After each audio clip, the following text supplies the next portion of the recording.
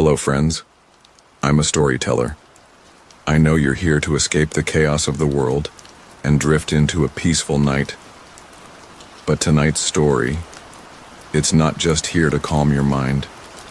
It's here to pull you into a deeper, darker place. Find your coziest spot.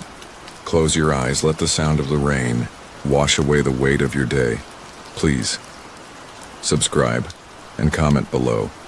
Where are you watching from? Your country? And what time are you watching this video? Why? Because this story was woven just for you. Now, let's start. Chapter 1. Tales from the Crimson Sky. A nighttime horror experience. The sky was bleeding. A dark red hue stretched across the horizon like someone had torn the heavens open. It wasn't a sunset. It wasn't natural.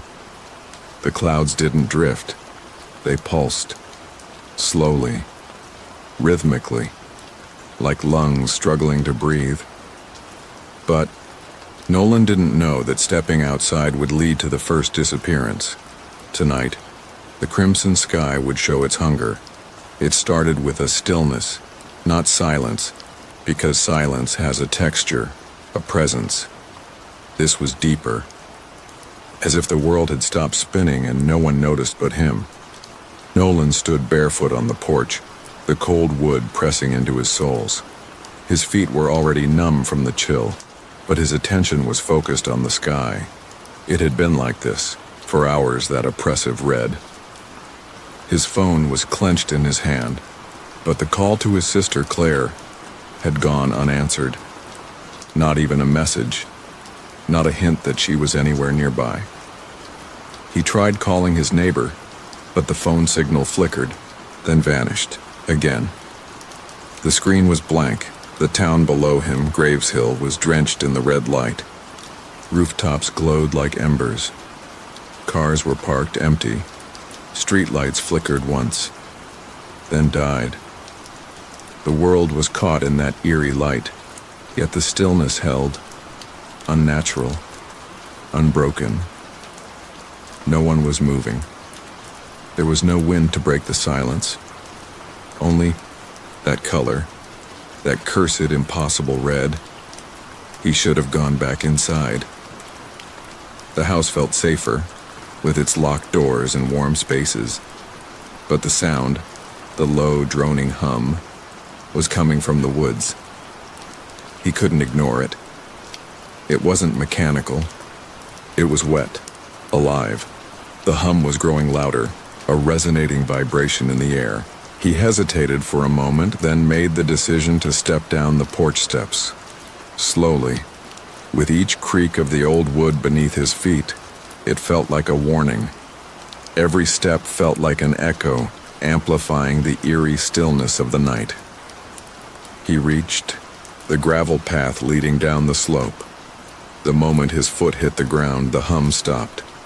The sudden quiet was unnerving. He turned, glancing back at the house. There was nothing, no movement, no sound, no sign of life. Yet then, something flickered. A shadow darted past the window of his house. He ran back toward the door, heart pounding, fear crawling up his spine. He slammed into the door frame and checked every room. His sister's door was open, but her bed was untouched. The kettle in the kitchen was still warm, steam escaping from its spout, as if she'd only just left. The back door was ajar, creaking slightly in the cold night breeze. "Claire?" He called into the empty house. No answer. He grabbed the flashlight from the kitchen drawer. Of course, the power was out. The batteries in the flashlight were barely working, the beam weak and trembling with age. He flicked it on, shining the light through the dark hallway. His fingers tightened around the handle as he tried to steady his breath. Something was wrong. Everything felt wrong. The floor beneath him was damp. He knelt down, the flashlight's weak beam illuminating a pool of liquid that had soaked into the floorboards. His fingers brushed it. Blood, but there were no footprints, no trail, just blood. A small pool, perfectly round. Fear began to coil around his heart. He followed the sound again. It was back. But this time it wasn't from the woods. It was coming from beneath the house. Nolan never believed in basements. Their home didn't have one, or so he thought. But something about this night felt different. Something in the air made him question everything he knew about the house. The walls, the floors, none of it was as he remembered. The humming grew louder as he approached the pantry. Behind the shelves of canned food, something glinted. There, hidden away, was a door. Old, covered in dust and cobwebs, almost as if it had been forgotten by time itself. He opened the door with a hesitant push. The stairs beneath were dark, a pitch-black void that seemed to stretch endlessly. The air that escaped was cold, sharp, and metallic. It carried a faint whispering sound, almost like breath. Not voices, not words, just slow, exhaling breaths, like something, or someone, was waiting. Nolan stood frozen. The flashlight quivered. In his hand, the weak light flickering as if it too was unsure about what awaited him. He glanced down at the stairs and saw something that made his stomach twist. A single shoe. It was Claire's. A sharp chill ran down his spine as he realized the truth. She had been here. She had gone down these very stairs. But where was she now? Step by step, Nolan descended. The air grew thicker. The humming that had been distant was now inside his head, vibrating through his skull. The walls around him felt wrong. Soft, pliable, like living flesh. The light from his flashlight barely made it past the first few steps before the darkness swallowed it whole. He reached the bottom of the stairs, his heart hammering in his chest. The room before him was round. No corners, no windows, only a circle of red moss pulsating with a strange rhythm. It was alive. And in the center of the room stood a mirror. But not just any mirror. This one was cracked, bent inward, the edges jagged and torn like the glass itself had been broken by something immense. Nolan stepped closer. His breath caught in his throat as he peered into the mirror. There, inside it, he saw her. Claire. Her eyes were wide open, staring at him, unblinking. She screamed silently, her mouth stretching into a horror that made his stomach turn. His hand reached out, almost involuntarily. The glass was warm, too warm, unnaturally so. As soon as his fingers brushed the surface, the mirror exhaled. A deep, suffocating pull seemed to yank him forward. He stumbled back, gasping for air. His heart raced, the blood in his veins turning to ice. The moss beneath him began to shift, its tendrils reaching out, twisting like veins of some ancient creature. The light from his flashlight flickered once, twice, then died. The hum grew louder. Suddenly, the stairs he had descended were gone. The way back was sealed. Only the red remained, and a heartbeat, not his. The mirror cracked further. A hand emerged. It was wet. The fingers were long, unnatural. No nails, no skin, just raw, exposed muscle. It moved like something that had never known the touch of time.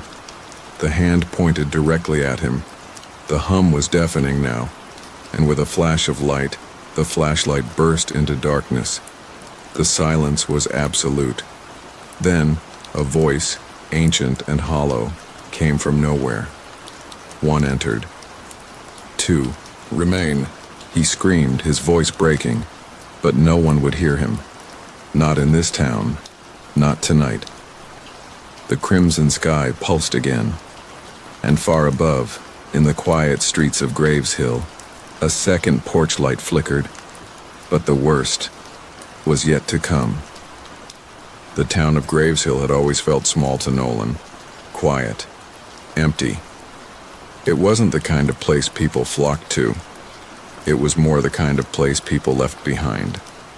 But tonight, as the crimson sky pulsed above him, he wondered if anyone had ever truly left at all.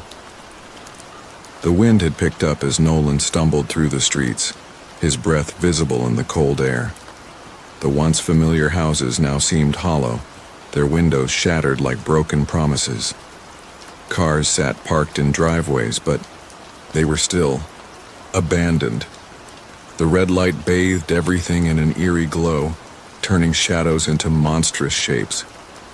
He had to find Claire.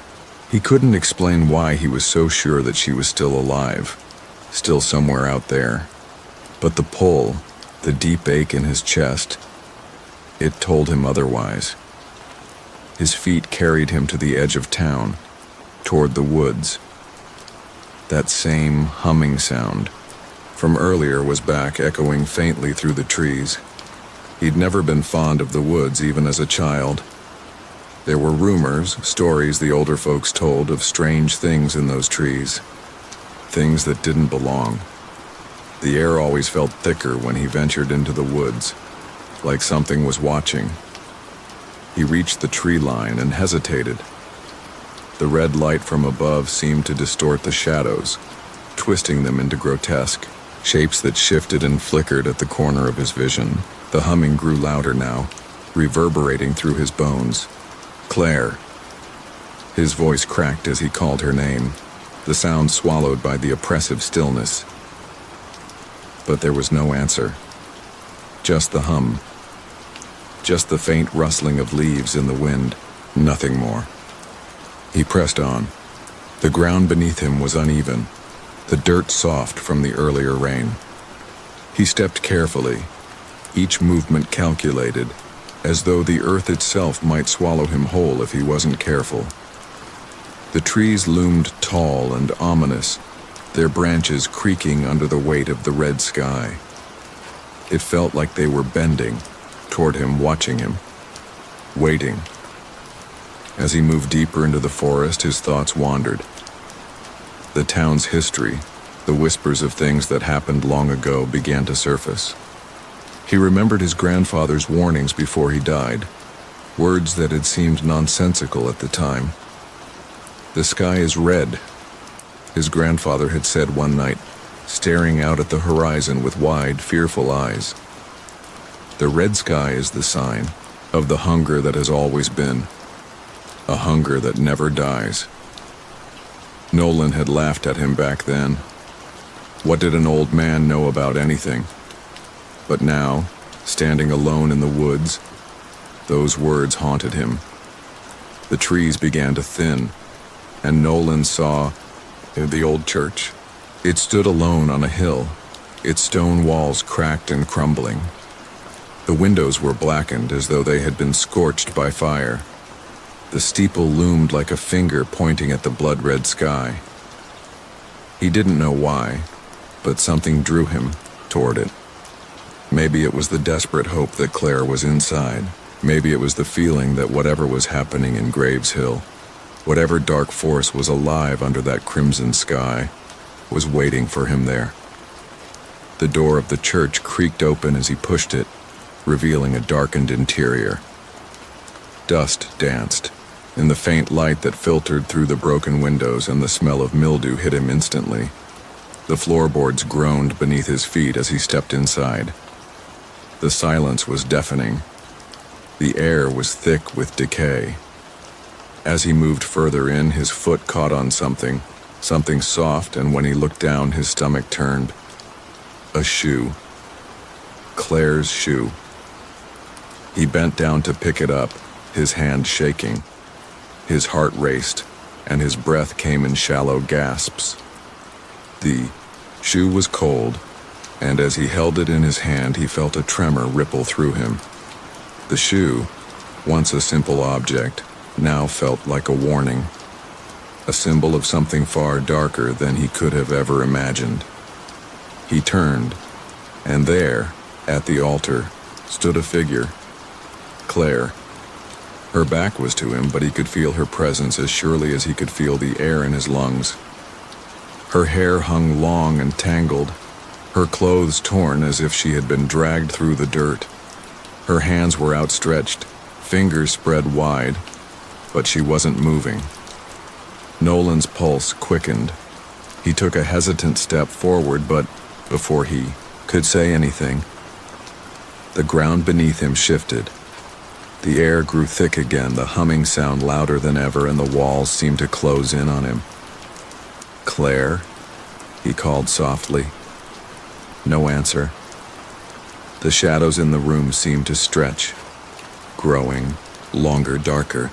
The floorboards creaked again, and a voice, low, guttural, whispered from the darkness. "Not her," the voice said, sending a cold chill through his body. "She is lost."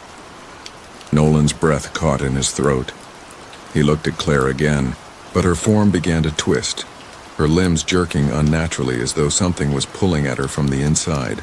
The room around him started to blur, the walls bending, stretching until all he could see was her. Claire's face twisted in terror. Suddenly, her head snapped around, her eyes wide and unblinking. She didn't speak, but the sound of her screams filled the air, silent, endless, as if the sound had been stolen from her. Nolan stumbled back, his mind racing. What was happening? What was this thing that had taken Claire?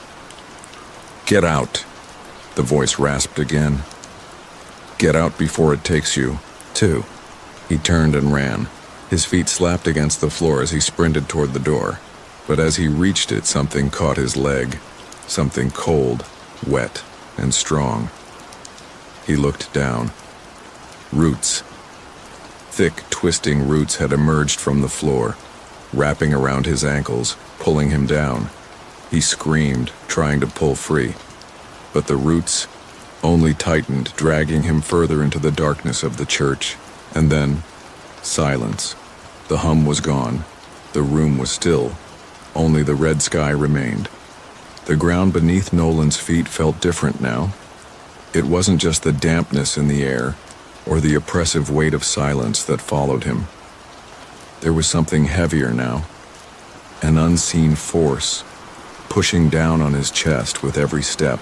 He took through the darkened town. The hum from the woods had faded, replaced by a deeper, more unsettling noise. A scratching, like claws against stone. It came from everywhere. He wasn't sure when he started running. His feet carried him forward past the row of abandoned houses, past the empty streets where streetlights flickered in eerie synchronization. They all seemed to blink out, one by one, as if the town itself was breathing its last, fading away into the night. And in the distance, the crimson sky loomed overhead, casting its blood-red glow across everything. The air tasted metallic, thick with the promise of something foul. Nolan stopped in front of the old church at the edge of town.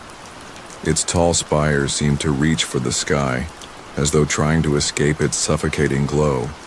A forgotten place, its doors chained shut, but tonight it seemed to call to him. Something was off about it.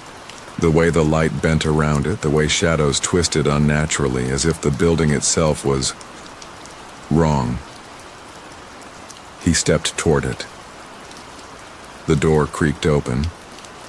Inside, the air was cool, but there was a strange warmth around the altar. A faint glow from the stained glass windows bathed the room in unnatural light. It wasn't the red of the sky. It was deeper, a purple hue like bruises on the walls. Nolan swallowed hard and glanced around.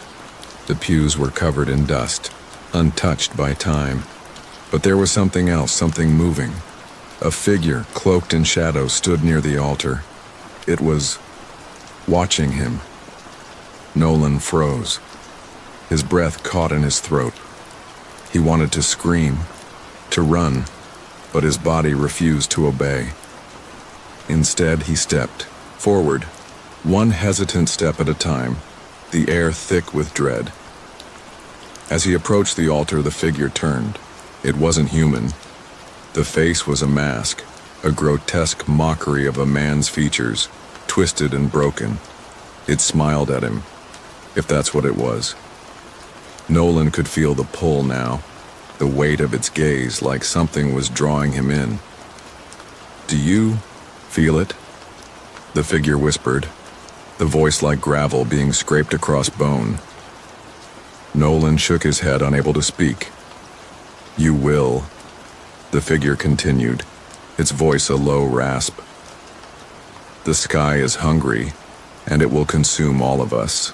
The ground beneath Nolan's feet trembled. A soft whisper, barely audible, curled around him. "Come closer." He didn't want to. He couldn't. But the figure reached out, its long fingers curling toward him, inviting him into the darkness. A sudden blast of wind slammed the church door shut. The figure vanished, but the cold, heavy air remained. Nolan was alone. The glow from the stained glass seemed to intensify, as though the entire room was closing in on him.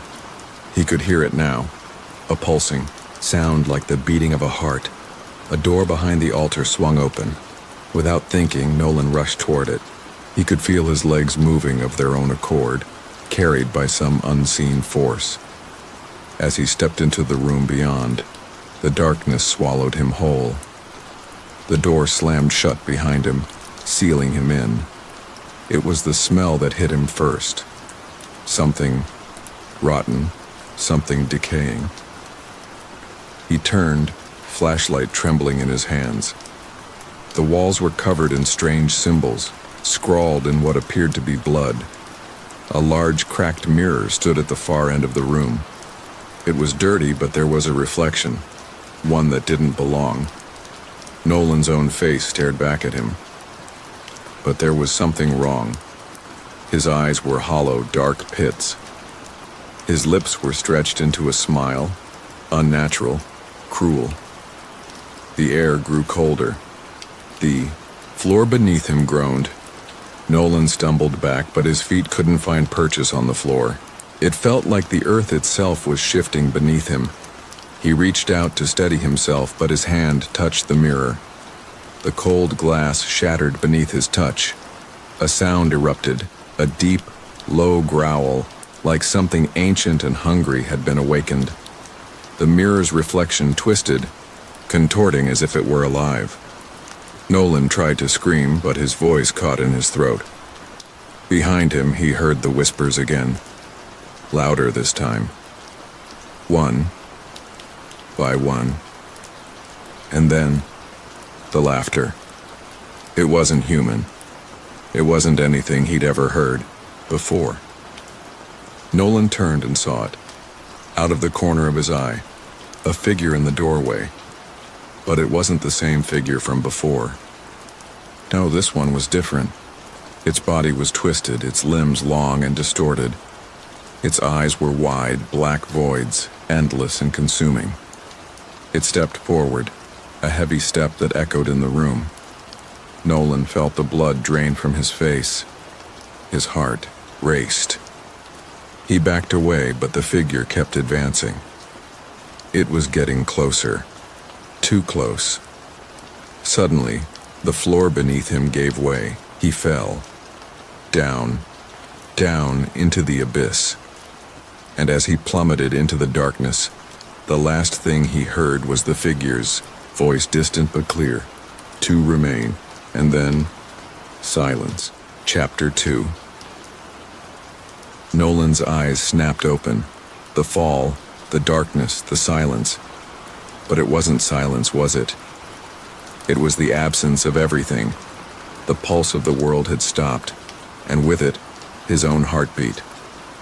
He could feel his breath, shallow and ragged, but it didn't echo. Nothing did. He was lying on the cold, damp ground. His legs were twisted beneath him, pain shooting through his body as he attempted to move. His hand reached out, brushing against the gritty surface beneath him, and he recoiled. The ground was warm, soft, breathing. The pulse of the earth throbbed beneath his fingertips.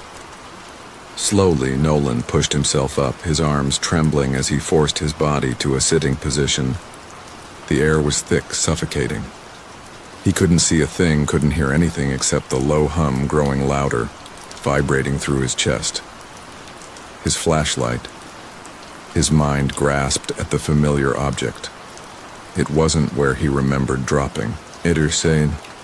He reached around blindly, his fingers brushing against cold stone and something slick, wet. Then, his fingers touched the light. His pulse quickened. Click. The beam flickered to life, casting weak shadows across the room. Nolan's breath hitched. The walls were pulsing. It was like they were alive. The surface of the wall seemed to breathe in and out, a rhythmic expansion, contraction like the chest of a massive, slumbering creature. Nolan struggled to stand, his legs barely holding him up. He tried to focus his mind, tried to make sense of the place, but it was like trying to hold on to water. It kept slipping through his thoughts. This room, it was endless. The flashlight's beam swept across the space in front of him, illuminating strange shapes, forms too indistinct to make out clearly. At first glance, they looked like pillars, but they weren't. They were twisted, like statues that had been carved from flesh. Some had faces, eyes that glimmered in the dim light. They weren't statues. The hum increased in pitch, now vibrating through his very bones. It was coming from them, from the walls, from the very air around him. He stumbled backward, his heart thundering in his chest. Suddenly, he felt it. A presence. He turned, his flashlight shaking in his hand. Standing just beyond the edge of the light was a figure dark and impossible to distinguish. It had no face, no discernible features, just a silhouette against the oppressive darkness. A soft whispering came from it, not a voice, not human. It was the sound of wind, of rustling leaves, but it wasn't the wind. "Do you know what it is?" the figure asked. The voice was distant, hollow, as though it were speaking from beneath the earth. Nolan took a step back, but the figure didn't move. The humming was deafening now. He could feel it in his skull, in his chest. It was growing, building into something worse. He couldn't stand it anymore. He took off running, stumbling through the endless, shifting shadows. His heart raced faster than his feet could carry him, and the floor, if it could be called that, shifted beneath him as if it were trying to swallow him whole. He reached out for something, anything, and his fingers closed around a cold metal rod. He swung it behind him, hearing the clatter of something falling.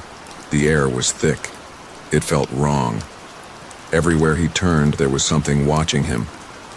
He could feel it, the weight of unseen eyes upon him. "Don't look," a voice whispered, behind him. But it wasn't the same voice. Nolan ignored it, forcing himself forward, toward something, anything that might be real. He couldn't afford to stop, not with that thing following him, that thing. And then, just as his mind began to fracture, just as he thought he might collapse into the very ground beneath him, he saw it. A doorway, a light. It was so faint he almost missed it, a sliver of brightness in the vast, suffocating dark. He lunged for it, his hands scraping the stone, his body screaming for release. The light grew larger, closer, beckoning him like an oasis in the desert. He reached it. He pushed through. The light slammed into him, a blinding burst of color, of warmth, of air.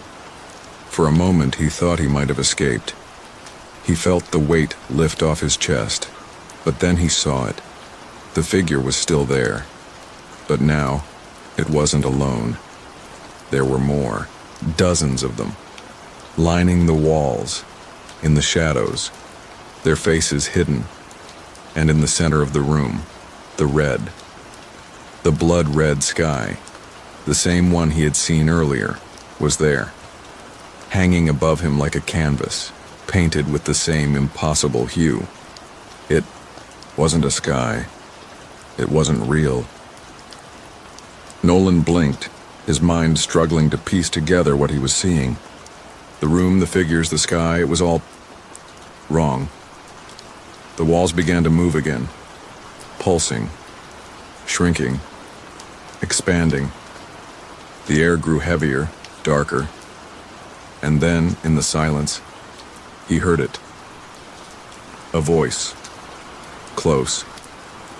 You were never meant to escape. The figure stepped forward. And Nolan realized with a cold, sinking feeling, he wasn't running from the darkness. He was running toward it. The figure reached out, and the last thing Nolan saw was the crimson sky above, the infinite stretch of blood red that seemed, to swallow him whole, and then nothing. Nolan awoke again. But this time it wasn't the soft embrace of unconsciousness that returned him. No. This time it was the harsh, biting cold of reality. His eyes snapped open, and the first thing he saw was the crimson sky hanging above him like a burning wound on the universe. It pulsed rhythmic like a heartbeat of something ancient, something hungry. His body felt wrong. He was lying on the ground, but it wasn't the same ground. It was softer, warmer, as if the earth itself had been replaced by something else, something that breathed. He sat up quickly, the world around him spinning for a brief moment. He touched his face, his hands shaking. His skin felt slick, clammy. But that wasn't the worst part. The worst part was the silence. It was thick, oppressive. He could hear nothing, not even his own breath. His ears rang with a soundless scream. The hum from before, the one that had rattled his bones, was gone. Only the color remained. The sky. The red. It was everywhere. Nolan's heart pounded. He felt the overwhelming urge to get up, to move, to run. He couldn't stay here. He couldn't breathe in this suffocating silence under this terrible, wrong sky. His legs trembled as he stood, the air pressing against his chest, making it hard to take a full breath. The world seemed to close in on him, its edges warping like melted wax. He stumbled forward, his shoes sinking into the soft ground with every step, the sound of his movements muffled as if the earth itself was trying to swallow him whole. The woods. He needed to get to the woods. It was the only way out. But as he moved, the world around him began to change. The trees. They were different. Their trunks were too smooth, too perfect. The leaves, if they could even be called leaves, hung limp, like ragged cloth, torn and stained. The ground beneath his feet was slick with something dark. Blood. No, it wasn't blood. It couldn't be. Nolan's breath caught in his throat as he stepped closer to one of the trees, reaching out a trembling hand to touch its bark. It was warm, too warm. He jerked his hand back, and in the moment of hesitation, he saw it. A face, no, not a face. A reflection. In the dark, shiny surface of the tree. It was his face, twisted, distorted, as if the very tree was alive, sucking the life from him. His own eyes stared back at him, wide and terrified, but there was something wrong with them. The eyes weren't his. The mouth. It smiled. A grotesque, unnatural smile that stretched too wide, exposing too many teeth. Nolan recoiled, his heart hammering against his ribcage. He turned away from the tree, his hands shaking uncontrollably. The it was back. But this time, it wasn't just in the air. It was in the ground, in his feet, crawling up his legs like thousands of tiny hands grasping at him, pulling him down. He stumbled backward, but it was useless. His legs wouldn't obey. His vision blurred and the world seemed to bend around him. And then, just as he thought he would collapse, he heard it. A voice. It came from everywhere, from the trees, from the sky, from within his own mind. You cannot run. The voice was cold, alien, like it had never known warmth. It sent a chill down his spine, paralyzing him in place. Nolan turned, desperate to find the source of the voice, but the world around him was shifting too quickly. The trees were moving, their branches swaying even though there was no wind. They were closing in, growing taller, longer, as if the forest itself was alive and hungry. He was being watched. No, he was being hunted. Nolan could feel the eyes on him, not just in front, but all around him. Thousands of unseen gazes, each one more suffocating than the last. And then, through the endless trees, he saw it. A shape. A figure. A person. Claire. Her body was stretched impossibly thin, her limbs jerking in unnatural angles. She was standing perfectly still, her head cocked at an angle, eyes wide, mouth open as if she were trying to scream but couldn't. Nolan's heart skipped a beat. He took a step forward. "Claire," he shouted. Her eyes shifted slowly, deliberately, to meet his. And then she smiled.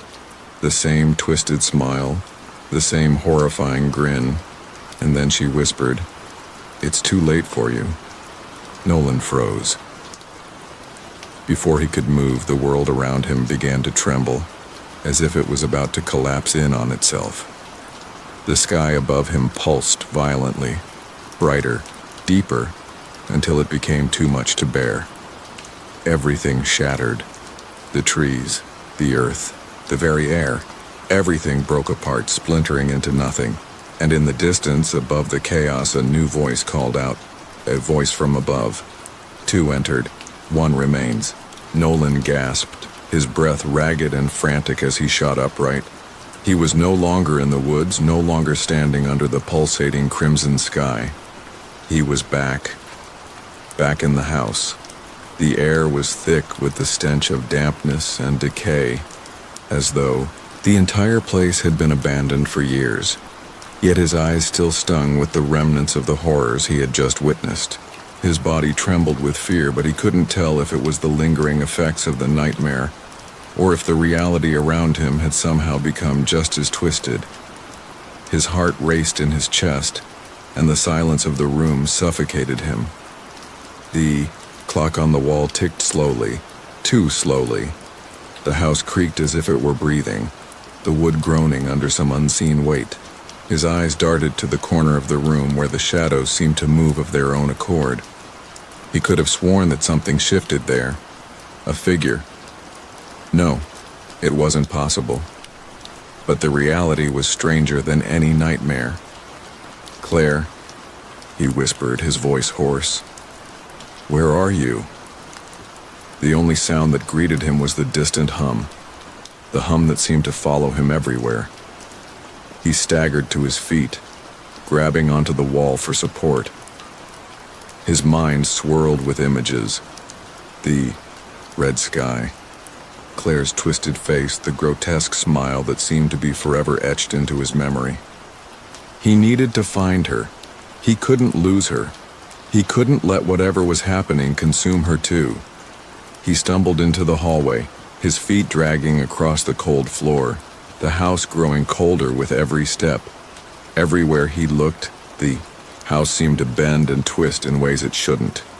The walls pulsed, the air seemed to close in, and the ground beneath his feet felt wrong. The hallway stretched impossibly long, its end disappearing into a wall of darkness. There was a room at the far end, though, one he hadn't noticed before. A door that he had no memory of. Nolan's pulse quickened. Without thinking, he moved toward it, his hand trembling as he reached for the doorknob. The metal was cold, sending a jolt of panic through him. He twisted the handle, the door creaking open as if it hadn't been used in years. Inside, the room was darker than anything he had seen before. It felt oppressive, suffocating. The walls were covered in thick, dark stains, something wet and sticky, something that smelled like rot. The floor was littered with scraps of torn paper and broken glass, and in the center of the room stood an old wooden wardrobe. His eyes were drawn to it, as if it were calling him, beckoning him. But he knew better than to trust what his eyes told him. Nolan stepped inside cautiously, the room growing colder with every step. He reached out, fingers grazing the surface of the wardrobe. As soon as he touched it, the hum grew, louder. It was coming from the walls now, vibrating through his bones, making his head spin. The wardrobe door creaked open slowly. Nolan's breath hitched. Inside, there was nothing, just blackness. But it wasn't empty. No, there was something there. He could feel it, the weight of it, the presence. The darkness shifted, pulling at him, as if it were alive. Something reached out of the void, wrapping around his wrist, pulling him in. He tried to scream, but his voice caught in his throat. Then he heard a whisper. A voice that was not Claire's. "Let go, Nolan." His heart stopped. It wasn't just a voice.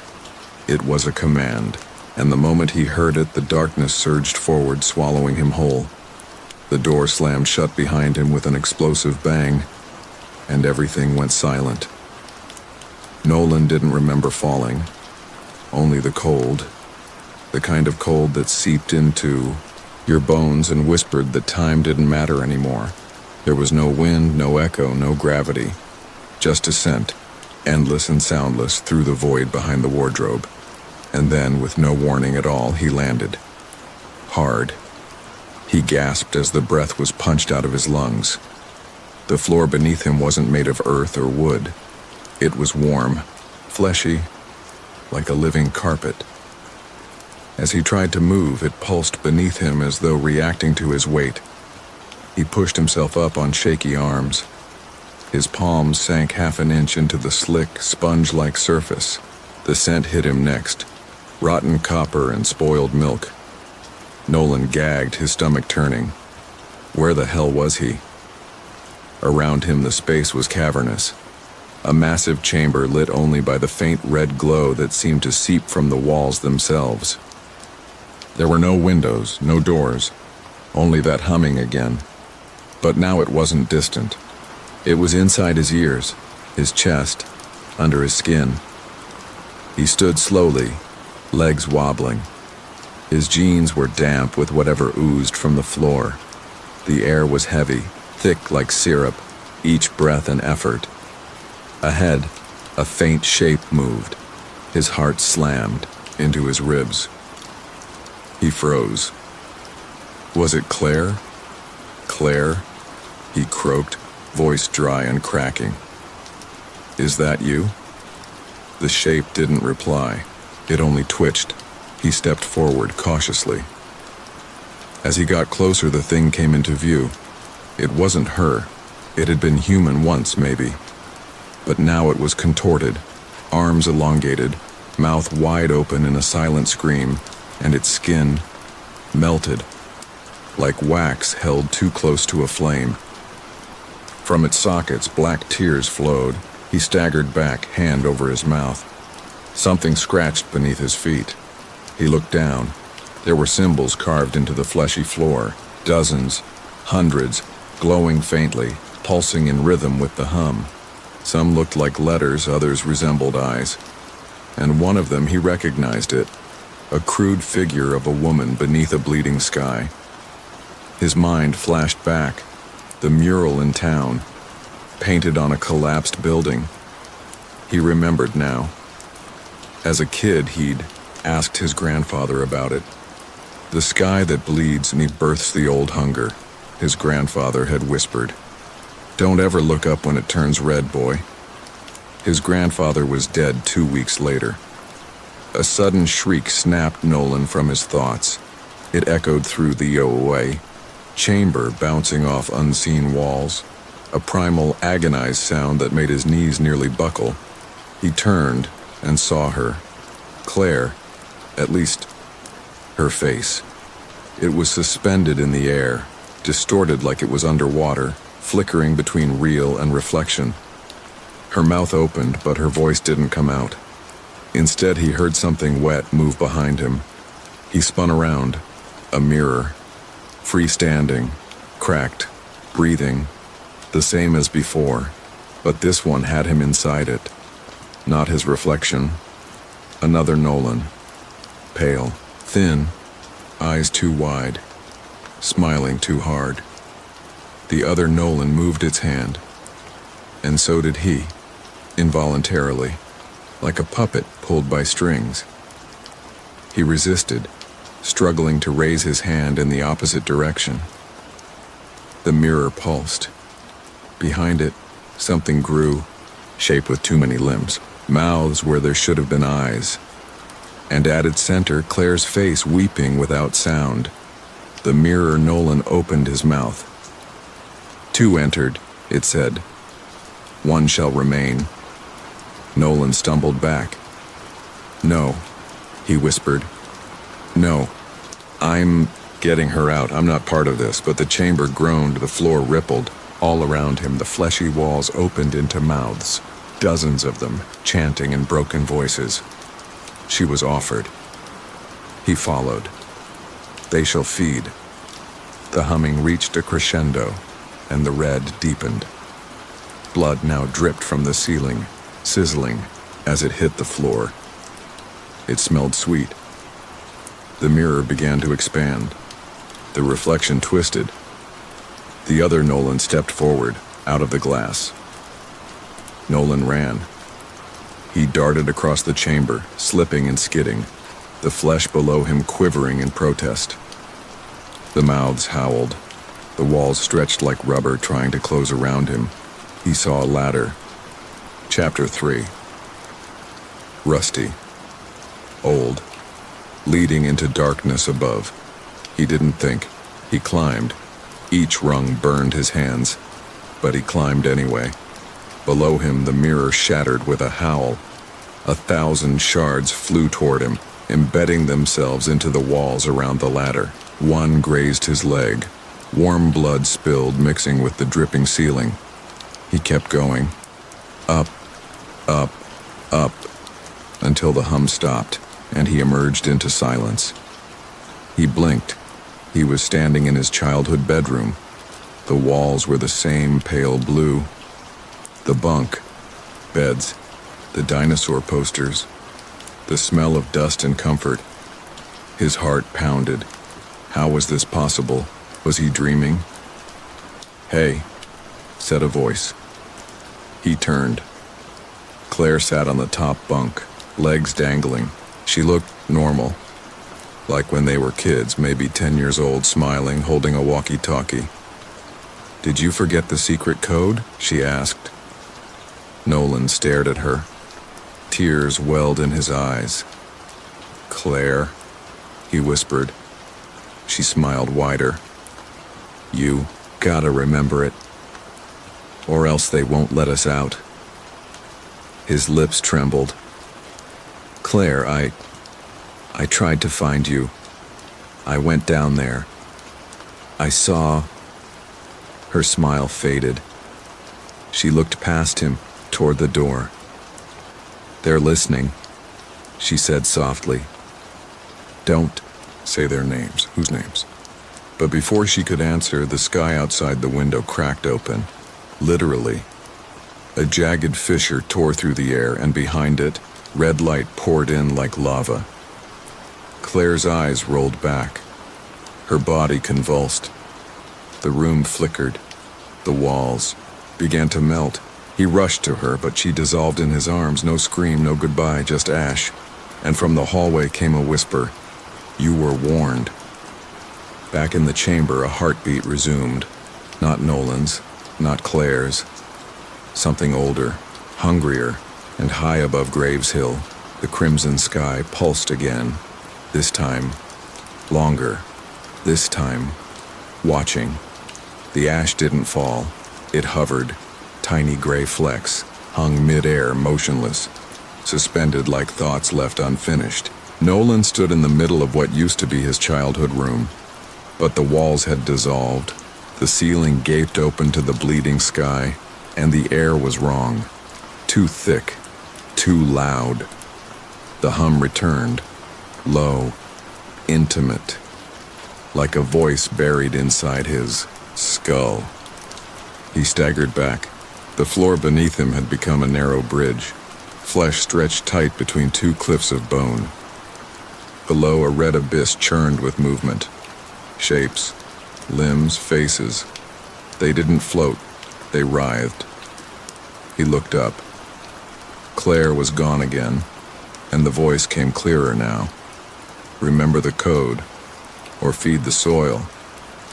His breath quickened, his heart pounded, not in his chest but in his throat. The bridge beneath him pulsed with each beat. Then something brushed his leg. He froze. It was a hand, small, childlike, emerging from the edge of the bridge. Its skin was paper thin, eyes embedded in the palm, blinking. He kicked it away. It screeched. Dozens more hands followed, reaching out, some clasping teeth in their fingers, others whispering numbers in reverse. 7, 6, 5. The code is in the blood. The code is in the... Nolan ran. The bridge narrowed, the sides warping like rubber melting over fire. The flesh hissed beneath his feet. Each step sent ripples across it, and the abyss responded. Creatures shifting, opening mouths filled with mirrors, not teeth. A door waited ahead, wooden, ordinary, like it belonged to someone's kitchen. He reached it, hand shaking as he turned the knob. Inside, silence. A living room, his mother's, untouched. The couch where Claire broke her arm jumping. Off the backrest, the rug stained with hot chocolate. His dad's recliner always creaking. It was exactly as he remembered it, except the windows. Every window showed the same thing, the mirror chamber, but from different angles. One showed Claire screaming, another, himself walking into the void. A third showed something he hadn't seen yet, an old woman, naked and blindfolded, carving runes into her stomach with broken fingernails. He turned away. His mother stood in the hallway, but not quite her. She wore a floral dress stained red at the hem.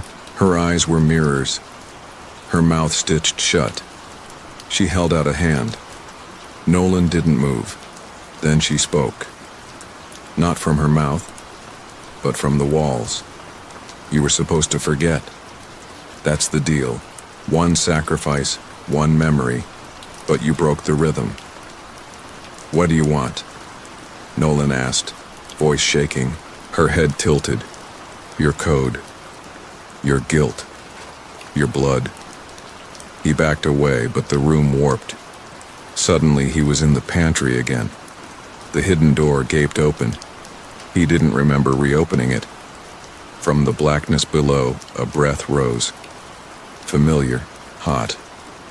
It smelled like the attic after rain, like Claire's old sweater, like home, but twisted. He descended.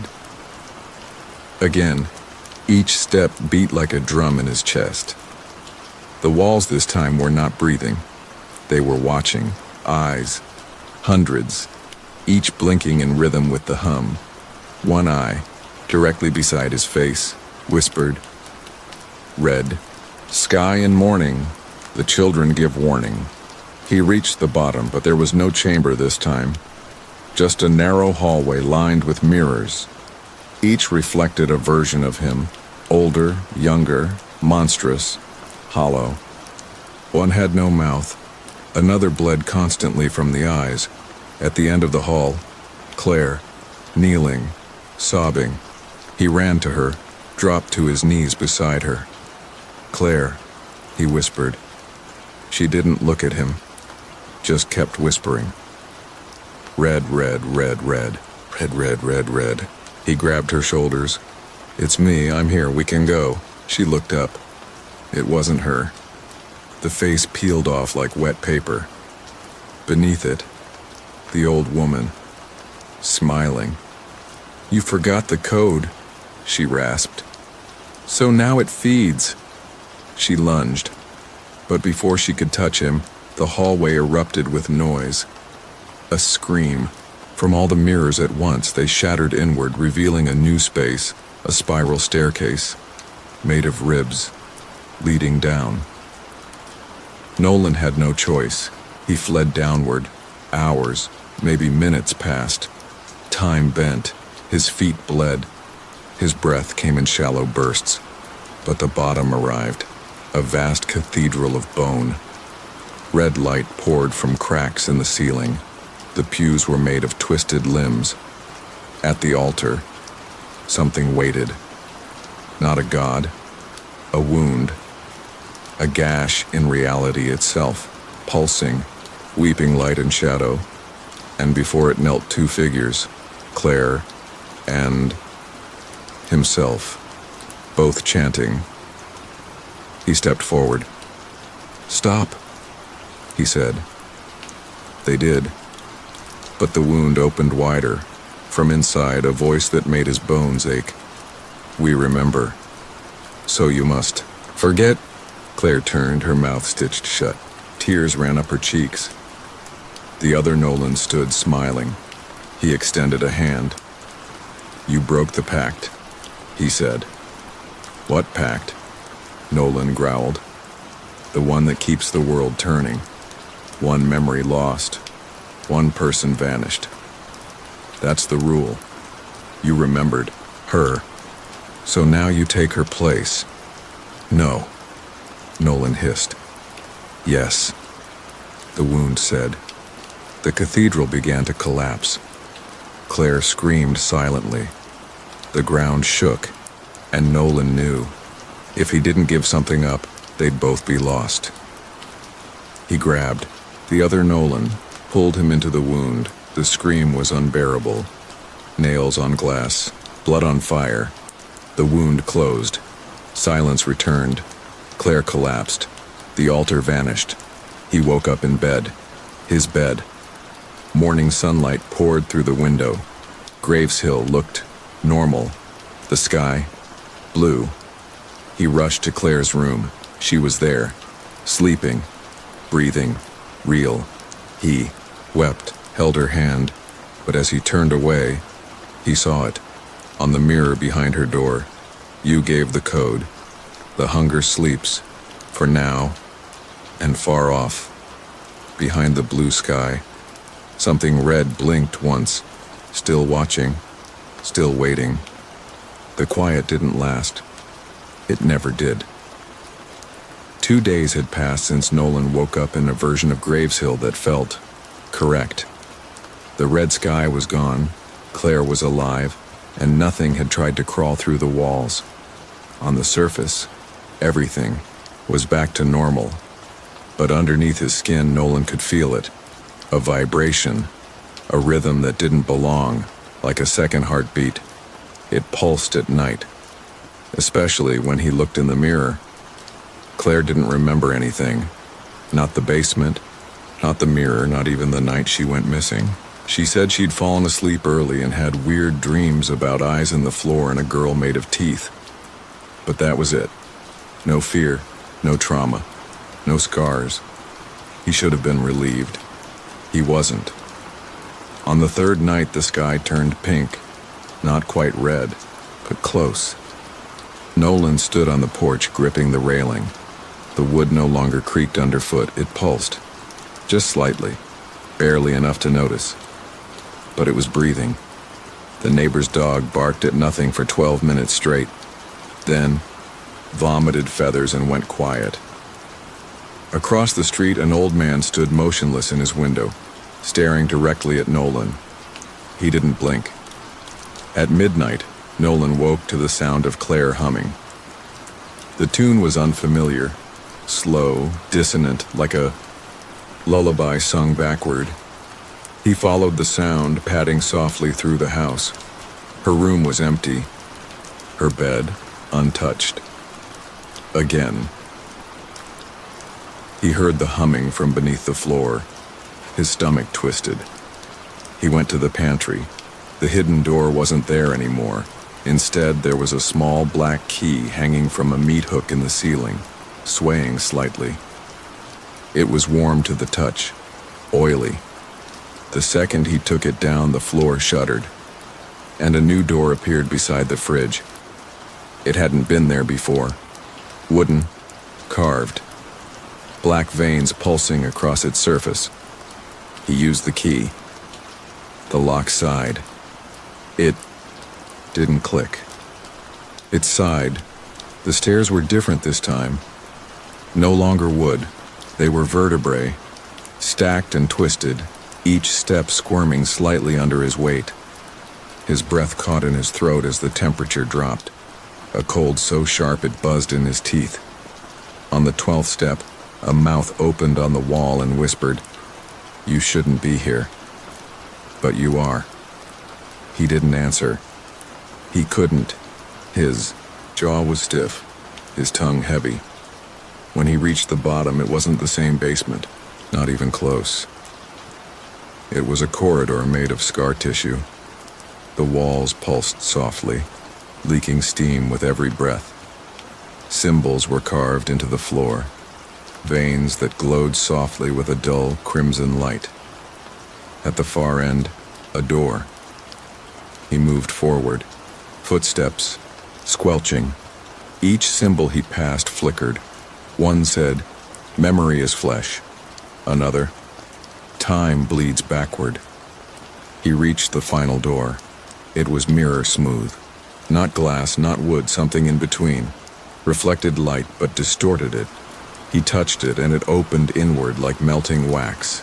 Inside, a chamber of statues, hundreds of them, all different versions of Claire. Young, old, laughing, dead, melting. Blindfolded, screaming. One wore a dress made entirely of skin. Another held a copy of Nolan's journal, open to the last page, which simply read, "She remembers now." A slow grinding echoed above him. He looked up. A red chandelier shaped like an open hand rotated slowly, dripping. With each drop that hit the floor, the statues moved. Not far, just a twitch, a shift of the head, an opening of the mouth. He backed, away, but the chamber began to close, the walls contracting like a throat. At the center of the room, a mirror, cracked, breathing, and inside it, Claire, again. But this time she wasn't alone. Beside her, another Nolan. Not the twisted version he saw in the cathedral. Not monstrous, just tired. He looked at Nolan with haunted eyes and mouthed, "You're still dreaming." The statues screamed. Nolan fell to his knees. When he woke, he was outside, in the woods behind Graveshill. The sky above was dark, but not red. Not yet. He turned to find a clearing behind him. In the dirt, 7 symbols carved in a circle. His body had been lying at the center. He recognized one of the symbols. From the basement. From the blood rug. From the cathedral. It meant, to remember is to suffer. He walked home. But Graveshill was no longer whole. Half the houses were missing, literally missing, just voids where they used to be, gaping holes in space surrounded by flickering red mist. He passed a stop sign that bled from its edges. A mailbox whispered names he didn't recognize, and above it all, the sky throbbed faintly, as if preparing. Claire was sitting on the roof, just above her window, rocking back and forth, humming that song again.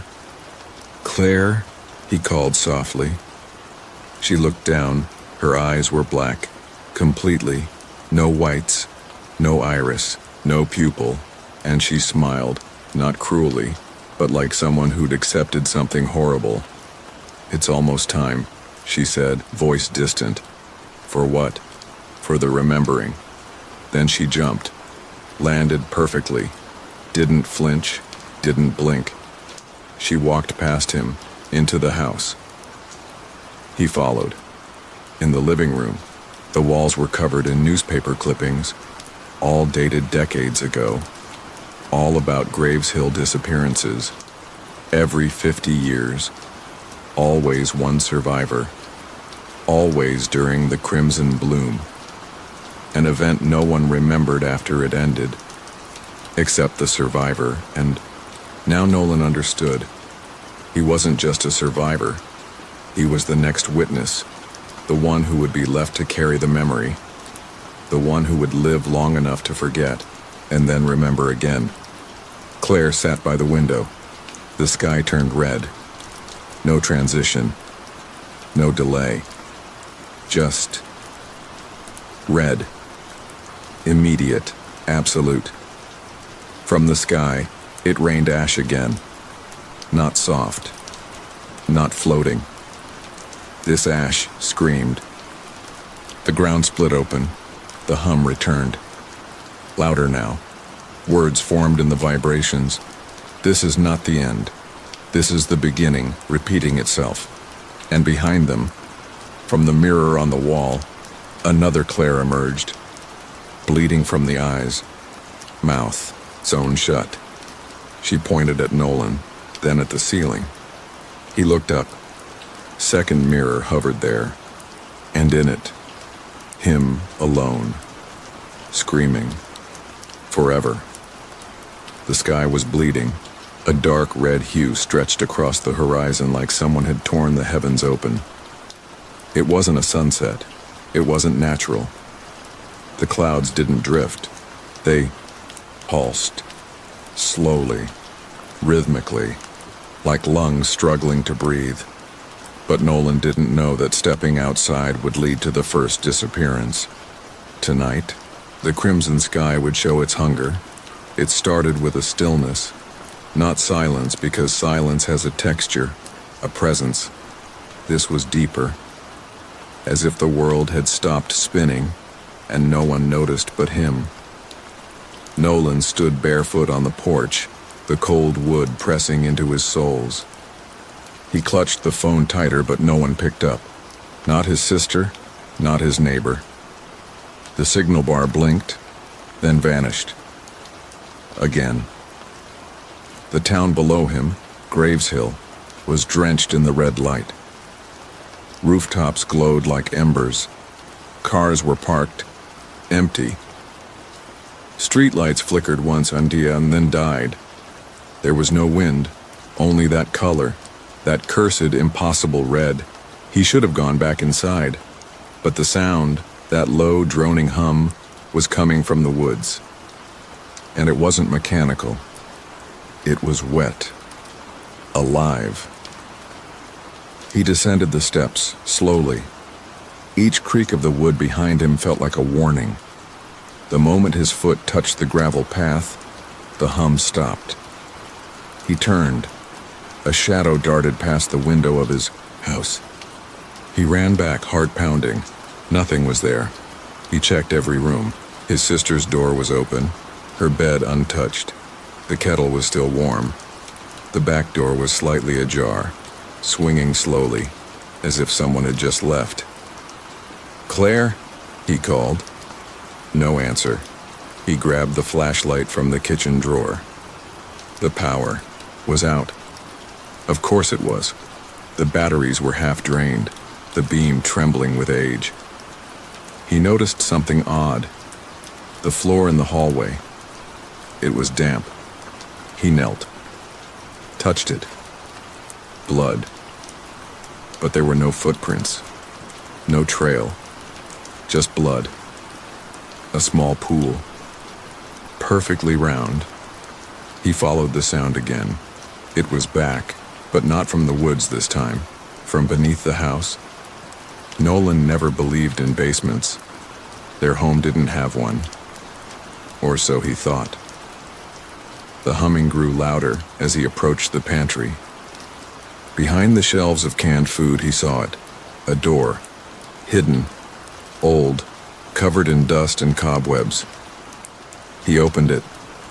Stairs led down into pitch black. The air that escaped was cold, metallic. And it whispered, yes, whispered, not voices, but breath, like something exhaling slowly, waiting. He hesitated, but the flashlight caught something at the bottom, a single shoe.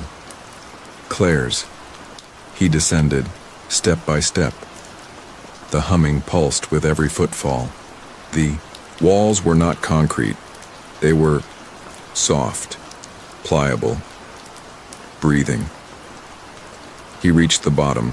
The room was round, no corners, just a circle of red moss, pulsating gently. In the center, a mirror, cracked, bent inward, and inside it, he saw her, Claire, but she didn't move, didn't speak. Her eyes were wide open, screaming without sound. He touched the glass. It was warm, too warm. And then the mirror exhaled. It pulled him forward. He stumbled back, heart thundering.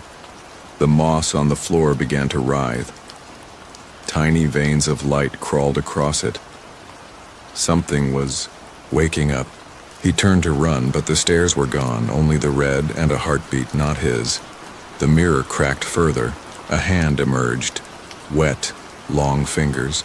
No nails, no skin. Just something raw and ancient. It pointed at him. The hum grew louder. His flashlight burst. Darkness. Total. A voice from nowhere. One entered. Two remain. He screamed. No one heard him.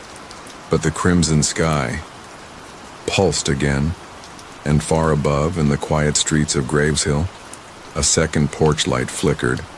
But the worst was yet to come. Chapter 2. Porcelain Faces in the Attic. The second disappearance didn't happen in the dark. It happened at noon, under the sun that wasn't a sun. The red never left the sky, but it flickered sometimes, like a faulty light bulb struggling to hide something worse behind it. That day, Nolan woke to find Claire standing in the hallway, staring at the attic door. He hadn't even known they had an attic. "Did you go up there?" he asked. She didn't blink, didn't answer, only whispered, "They smile wrong," and pointed. Nolan reached up, pulling the string. The door creaked down like a yawn. Dust floated down in clouds that shimmered with red light. The ladder extended itself, slowly, like it wanted to be climbed. He went first. Claire didn't follow. The attic was bigger than it should have been. Longer, as if the house had stretched in secret. The beams above were covered in cobwebs that moved even though there was no wind. And in the center, a circle of dolls. Dozens of them. Porcelain, all identical. Claire's face, each one cracked differently. Eyes wide, mouths frozen in silent laughter. They sat cross-legged around something, a mirror. But this one didn't reflect. It absorbed. He stepped closer, the doll's glassy eyes following him. One of them stood, its legs twitched into position like a puppet, learning to walk, then another, and another, until all of them were standing, swaying. They began to hum, that same low, wet sound from before. The mirror pulsed. From its center, a ripple, then a face, his, but smiling too wide. Its mouth split at the cheeks. No teeth. just darkness. It whispered. 2 entered. 1 remains. Nolan turned to flee. The attic door was gone. Behind him the doll screamed, but not in fear, in joy, in hunger. He ran into the mirror, and the sky outside turned darker still. Chapter 4. The air changed, not in temperature but in weight, like it thickened around Nolan's skin, pressing in as if trying to enter through his pores. The crimson glow still filtered faintly through cracks in the walls above him, and the scent, half wrought, half iron, had returned, sharper now. The heartbeat in the stone below echoed in sync with his own. He didn't know how long he'd been down there. Time had warped. His thoughts spiraled like water down a drain, pulling memories from childhood. Faces with hollow smiles, bedtime stories of the bleeding horizon, whispers from his grandfather's cracked lips. When the sky bleeds, the ground eats. Claire was still gone, but something else wasn't. A scraping sound broke the silence like claws dragged across stone, but not behind him. Above, from the surface. He tilted his head, eyes scanning the ceiling, breathing through his mouth to avoid the sting of the metallic rot. Then, a thump. Heavy, followed by another. Slow. Deliberate. Something had entered the house. He didn't move. Not out of strategy. He couldn't. His legs had turned numb.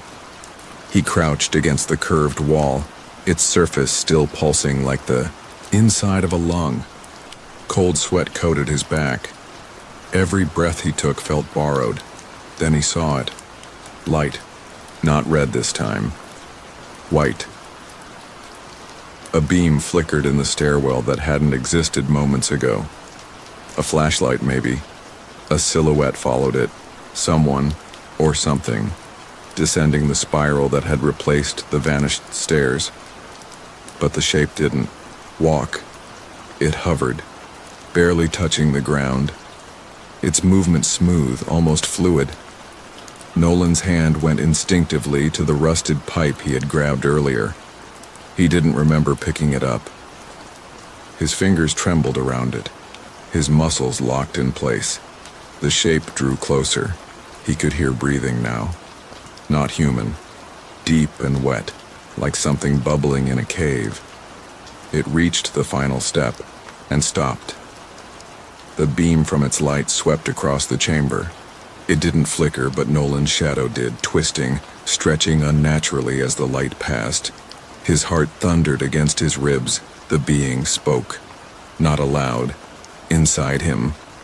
You see now? The gate opens not from keys, but from memory. Nolan tried to scream, but his throat only released a hoarse wheeze. The pipe in his hand felt lighter. Useless. You remember her. The red one. The first to vanish. Claire was only a shape. A door. His vision blurred. Suddenly he was 10 years old again, standing in his backyard, looking at the sky, and it was red. Not a sunset. The same red. Pulsing, bleeding. A voice called him then, from the woods, not Claire's. Deeper, older. He came back to himself with blood in his mouth. He'd bitten his lip hard enough to split it open. The figure was gone. The mirror was no longer cracked. It had vanished entirely. But in its place, a doorway, framed with what looked like bone pulsing with veins of crimson light. He didn't want to move, but his legs did. They took him forward, like they were no longer his. The moment he stepped through the bone arch, the sound changed. Louder. Wetter. Constant sloshing as if something massive dragged itself just beyond sight. The corridor stretched on, endless. Its walls writhed. Sometimes they whispered. Sometimes they cried. And at the end, A face. Not human. Something massive. Its eye took up the entire wall, lidless and red, with a pupil that narrowed into a slit when it saw him. He fell to his knees. The eye didn't blink. It spoke with light. Flashes of memory and image stabbed into his mind. Claire in the mirror, arms reaching, mouth frozen in eternal scream. His own face, older, covered in moss. The town of Graveshill upside down, its buildings hanging like roots from a ceiling of sky. Then the voice again. She is not lost. She is claimed. As you will be. As all must be. He wanted to ask, why? But the eye answered before he could. Because you remembered. Because you opened the door. Because you are the one that watches. Then, everything went black. Nolan awoke on a floor of broken tiles. Somewhere new. The air wasn't red anymore. It was green. Sickly. Like mold mixed with old bile. He rose slowly. He was in a bathroom. Old, public, abandoned. The tiles on the wall were shattered. The mirrors cracked, and on each shard, his reflection stared back with a different expression. One was smiling, one was crying, one was whispering. He covered his ears. It didn't help. From inside the cracked stall at the far end, something moved, scraping, wet cloth dragging, feet with too many joints. The door creaked open slowly. A figure crawled out backward, head twisted around unnaturally, eyes bleeding black fluid. Claire, or something wearing her. He backed into the sink. The lights flickered, all his reflections vanished except the smiling one. It waved. The creature opened its mouth and out spilled a tongue made of hair. Claire's voice gurgled through it. We were never alone, Nolan. The sky only shows what's already here. Then, the lights burst. The room filled with smoke.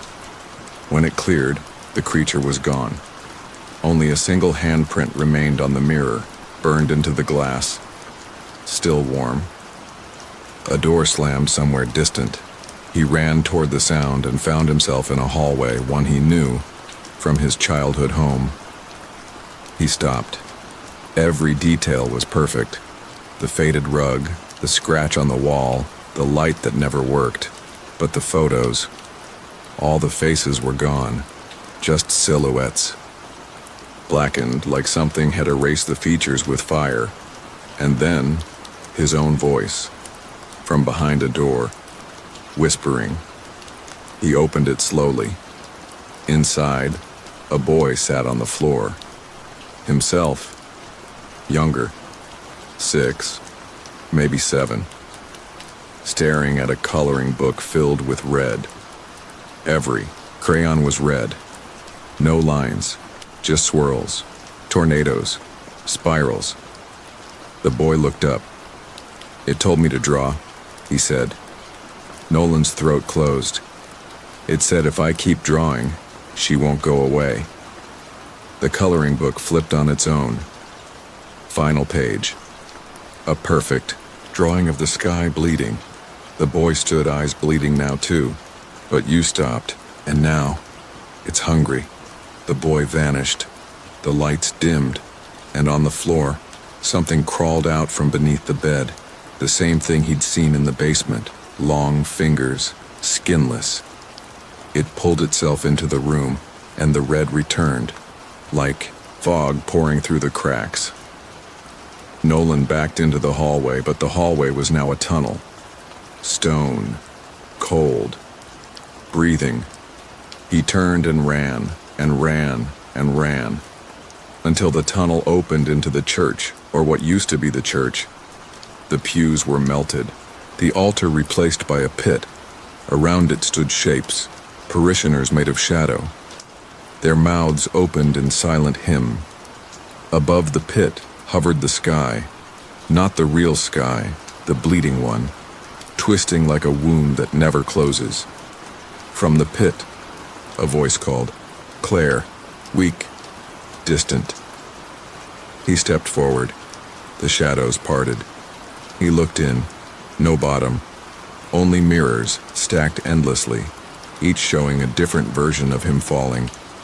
But one mirror showed Claire, alive, awake, and reaching. "Help me," she mouthed. He leapt. Pain. Heat. Light. Then silence. He floated in nothing. Then, a heartbeat. Not his. Then, breath. On his neck.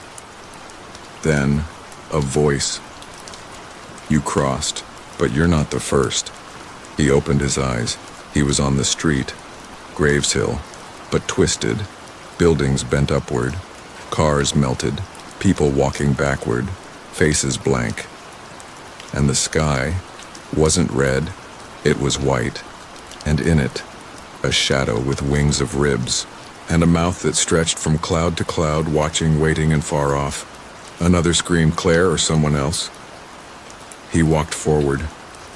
But the worst was yet to come. The smell hit Nolan first, like iron and mildew, soaked into the lungs, thick and suffocating. He tried not to breathe too deeply as he stepped deeper into the underground corridor that had revealed itself after the mirror cracked. The walls here weren't just damp.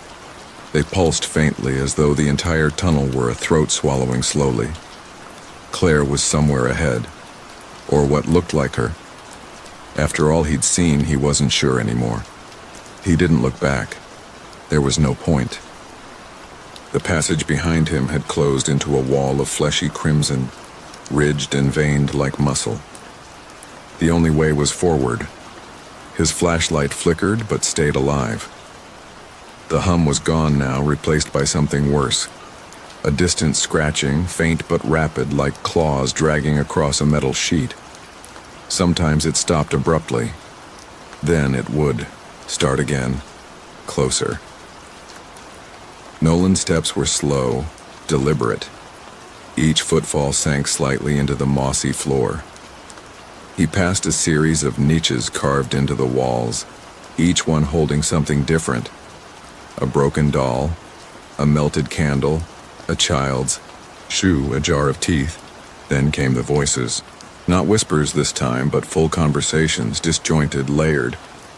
He could hear Claire laughing, then crying. Then someone screaming her name. His name. He spun around. Nothing. "Claire?" he called. From ahead, a faint reply. "Nolan." He ran. The corridor widened into a chamber, oval-shaped, lit by no visible source but bathed in a deep red glow that seemed to rise from the ground itself.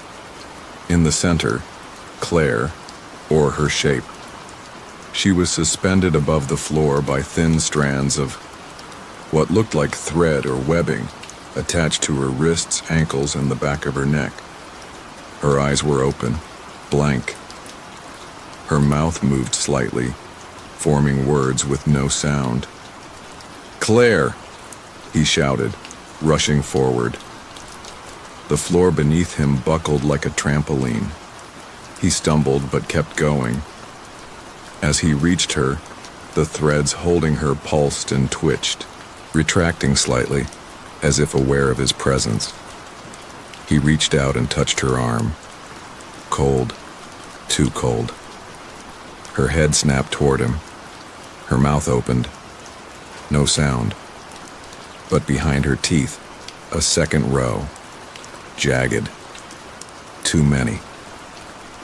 He recoiled, but she reached for him, lips forming one word: run. Something shrieked behind him. He turned. From the corridor, a creature, not human, not animal. It skittered sideways, impossibly thin, made of what looked like tangled limbs and shattered mirrors. Its face was a smear of red light constantly shifting. It screamed again, a sound that punched his ears and blurred his vision. He grabbed Claire, yanked hard. The webbing snapped like sinew. She collapsed into his arms, gasping. "We have to go," she rasped. "Where?" She pointed toward the far wall.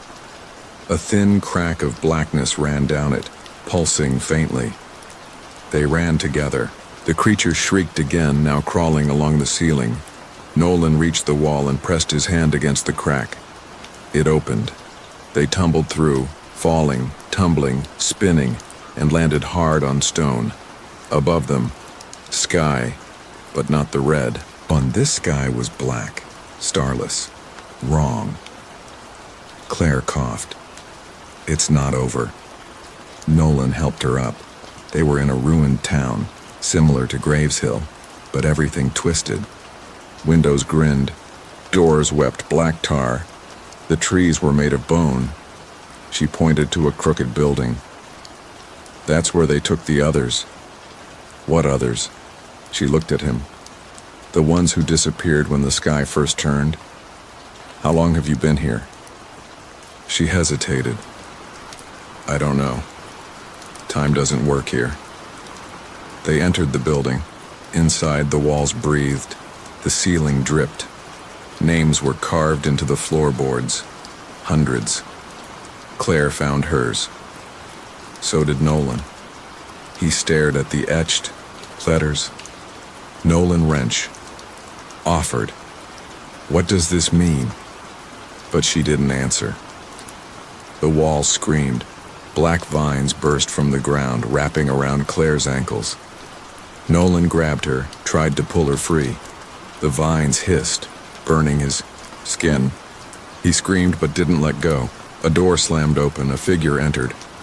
It wore Nolan's face, but older, hollow, eyes completely red. It spoke. "Only one of you leaves." He looked at Claire. She nodded. "You have to run." "No." The figure lunged. Nolan tackled it, the two of them crashing into the far wall. It shattered like glass. Darkness again. A heartbeat. Then a voice. Second trial complete. Nolan opened his eyes. He was alone. In his bed. Morning light filtered through the window. Was it over? No. Outside, the sky wasn't red. It was black, and something was knocking on the mirror, but the worst was yet to come. The crimson sky had begun to fade into a deeper, more unsettling shade, no longer just red, but streaked with veins of black, like dying embers choking on ash. Graveshill wasn't just empty now. It felt erased. The air smelled of metal and damp stone like the breath of a long-sealed tomb. And Nolan was no longer alone. The girl who had emerged from the mirror, her skin pale as candle wax, her voice echoing with whispers not her own, called herself Elira. She didn't blink, didn't breathe. But she walked beside Nolan, barefoot and silent, as if floating rather than stepping. "Where's Claire?" he demanded.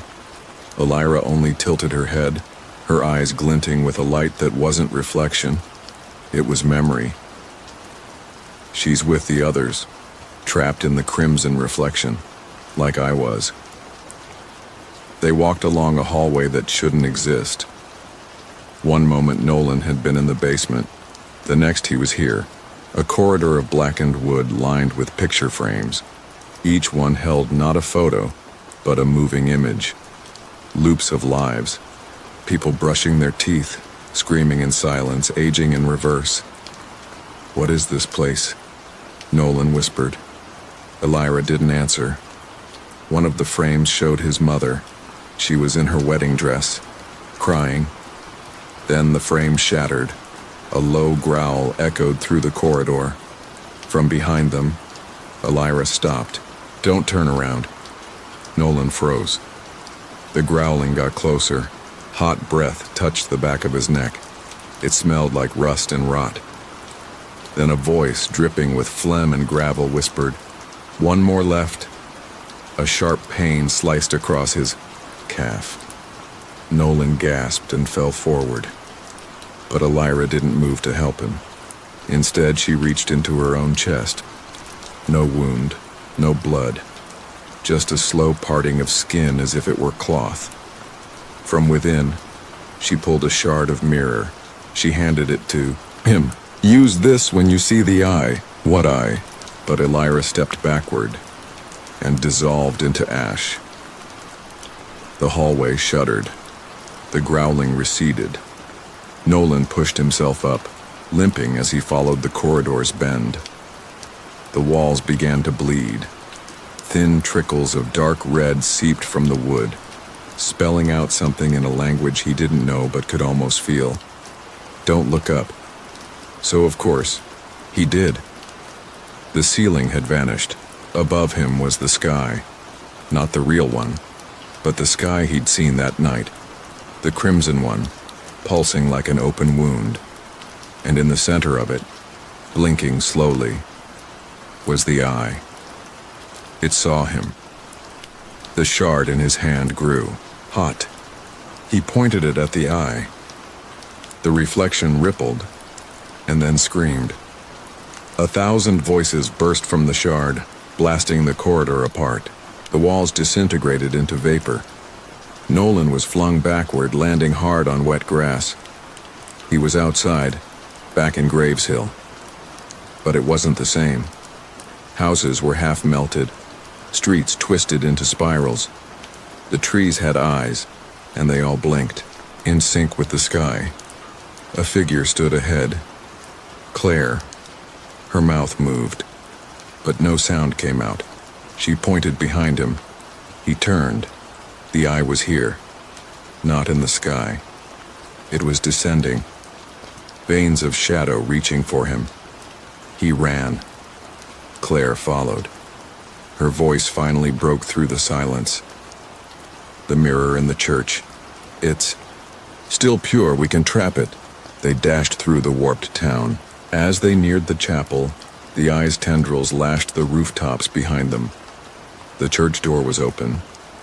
Inside, moonlight, not crimson, bathed the floor.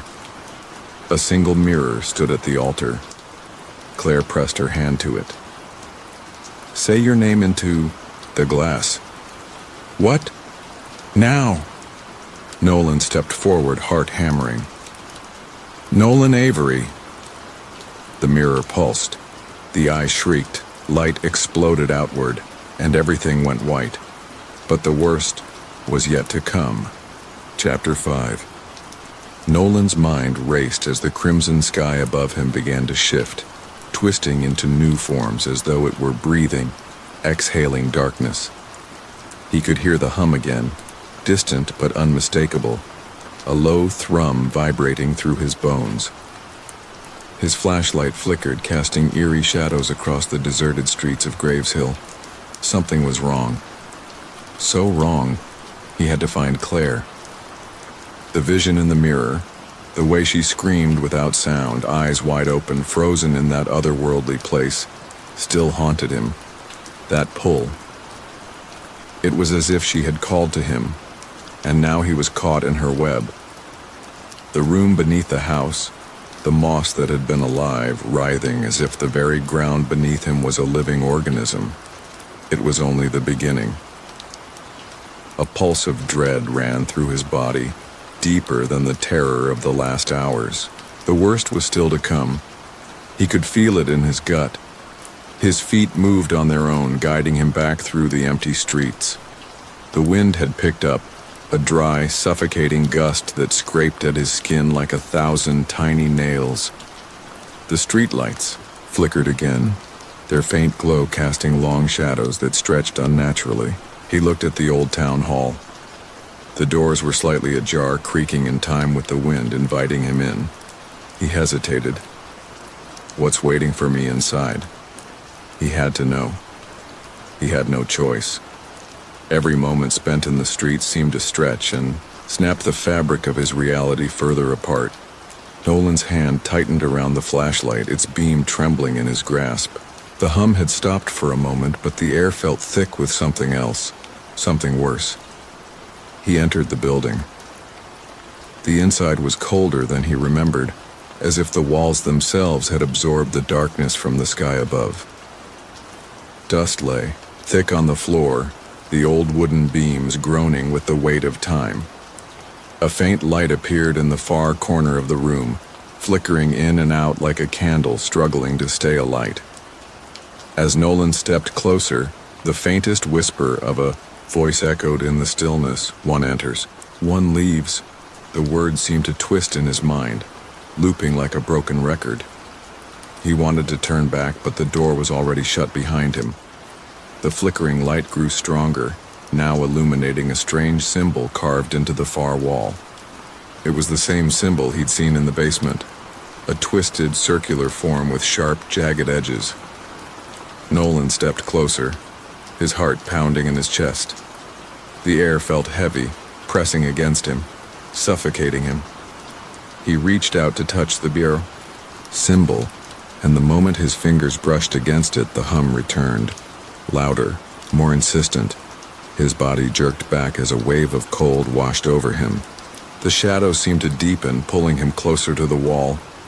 He could feel them reaching out, curling around his legs, his arms, tugging at him, trying to drag him down into the darkness. The whisper grew louder. One enters. Two remain. Nolan's breath caught in his throat. He could hear something else now, a low, guttural growl coming from the depths of the building.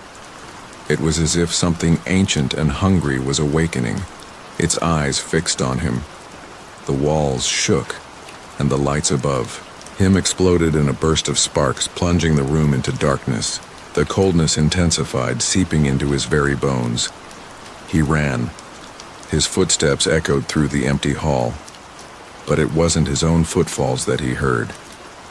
There were others, following behind him, moving faster, closer. His breath quickened. His pulse raced.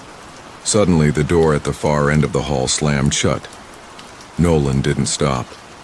He pushed forward, slamming his shoulder into the door, but it wouldn't budge. The growl from behind him grew louder, more desperate. The floor beneath him began to tremble, as if something massive was moving below, just out of sight. He turned. The walls were bending inward, the shadows taking form, stretching toward him, trying to swallow him whole. One enters. Three remain. The air grew thick, the hum reverberating in his chest, suffocating him, strangling him. He stumbled backward, his mind losing its grip on reality. The cold was unbearable now, seeping into his very soul. And then, just as he thought he couldn't take it anymore, the whisper came again, and the floor beneath him cracked wide open. The ground was gone, and Nolan fell. The fall was endless. Nolan's body tumbled through the black void, gravity pulling him deeper, faster. His breath was ragged, his chest tightening as though the air itself had turned to stone. His flashlight was gone, swallowed by the darkness, its faint glow vanishing the moment he had fallen. All that remained was the overwhelming hum, the constant thrum that had followed him from the moment the crimson sky had descended upon Graves Hill. As his fall continued, a low, guttural growl vibrated through the air, reverberating in his skull. The sound was familiar, like the noise he'd heard in the building, in the basement, and from the mirror. It was the sound of something alive, something ancient, something hungry. The ground beneath him suddenly gave way, and Nolan crashed into something soft, wet. He gasped for air, his limbs tangled in what felt like thick, slick moss. His body twisted, pain shooting up his spine, but he couldn't focus on it. Not yet. The growl was louder now, so much louder. It seemed to echo from all sides, closing in around him. Nolan pushed himself up from the wet earth, his hands slick with something sticky and warm. His fingers dug into the ground, the moss slick and alive beneath his touch. He tried to stand, but his legs trembled beneath him, the pain in his chest almost unbearable. Something was moving in the distance. A silhouette. He froze. A figure stood in the distance, its shape blurred and shifting in the dim light. Nolan's heart pounded as the figure moved closer, dragging itself through the wet ground. It was large, its form stretching impossibly long and wide, the outlines of limbs distorting with every step. It didn't walk, it slithered. Then it turned its head. 2 black holes for eyes. And then the growl, the low, rumbling growl, reverberated through the air once more, louder than before. Nolan's legs gave way beneath him, sending him sprawling to the ground. His mind screamed at him to run, but his body refused to cooperate.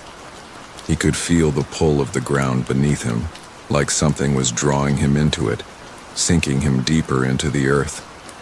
He looked up at the figure, his heart pounding in his throat. It wasn't alone. Others emerged from the shadows, moving in silent unison, their bodies warping and twisting in the darkness. They were like shadows, like beings made of smoke and nightmares, with eyes that glowed in the same unnatural red as the sky above. A voice whispered from the shadows, "1 enters, 4 remain." The words echoed in his mind, twisting with every syllable. His body jerked involuntarily, as though the ground was pulling him closer to the figures. He had to get out of here, had to run, but the shadows were closing in. A wave of cold washed over him as the shadows moved closer, their twisted forms bending unnaturally as they circled him. He could feel their gaze on him, like eyes that saw into his soul. They were waiting, watching, hungry. "Claire," he whispered, his voice shaky, barely audible over the hum. The shadows seemed to twitch at the mention of her name. Then with a sudden rush, they lunged forward. But Nolan didn't wait. He pushed himself to his feet, stumbling backward as fast as he could. The ground beneath him seemed to give way, the earth shaking, splitting open as though trying to swallow him whole. He ran.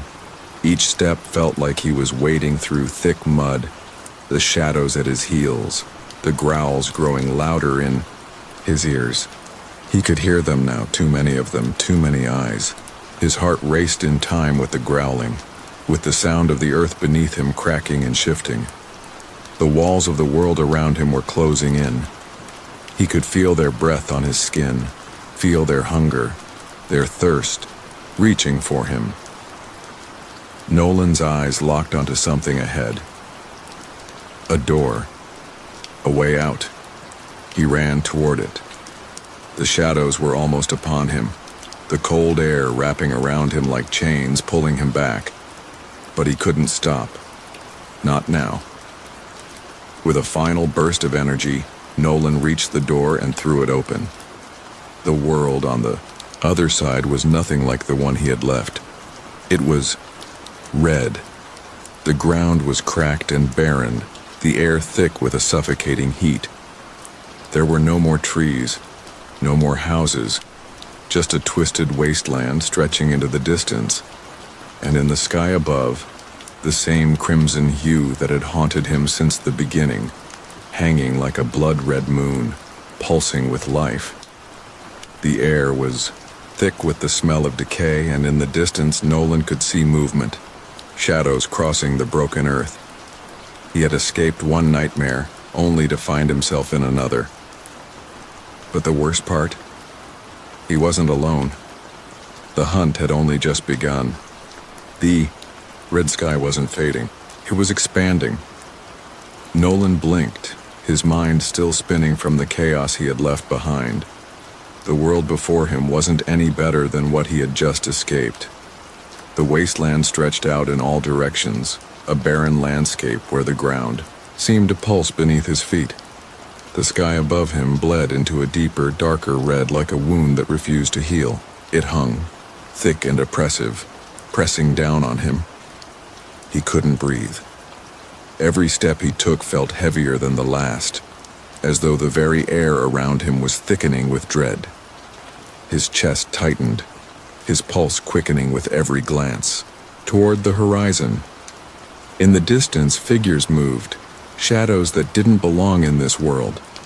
Their forms were distorted, flickering in and out of existence like ghosts trapped between dimensions.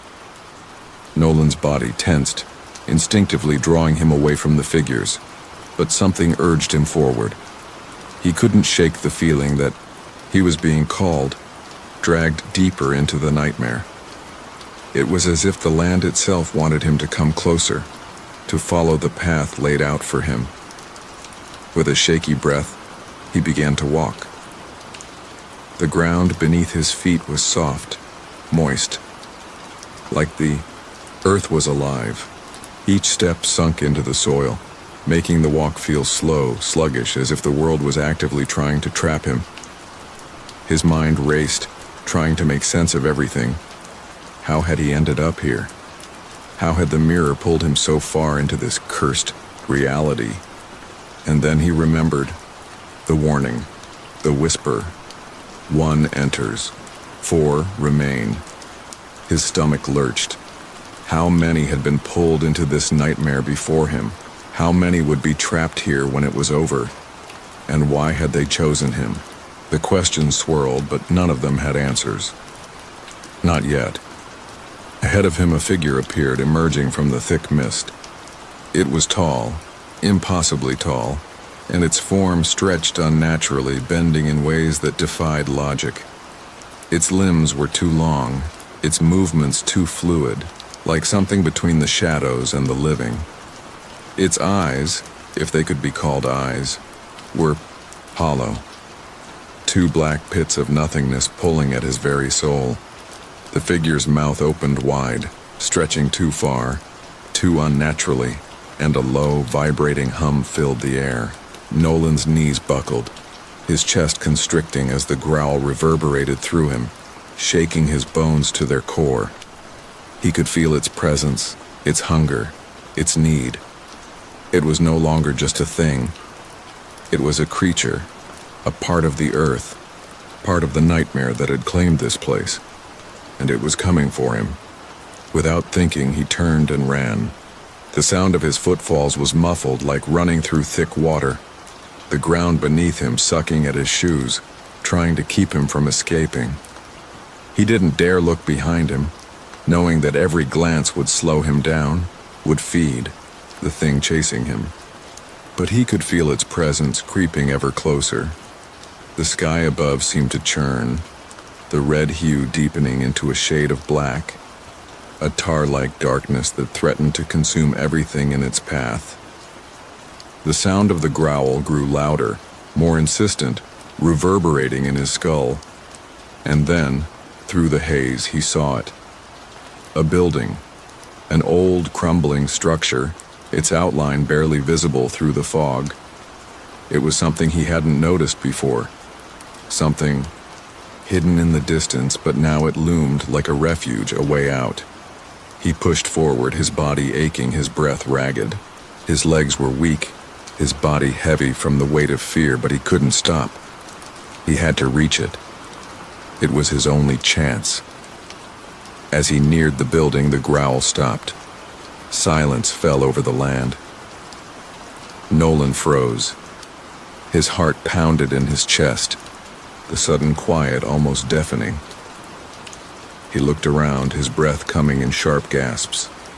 No movement, no sounds, nothing.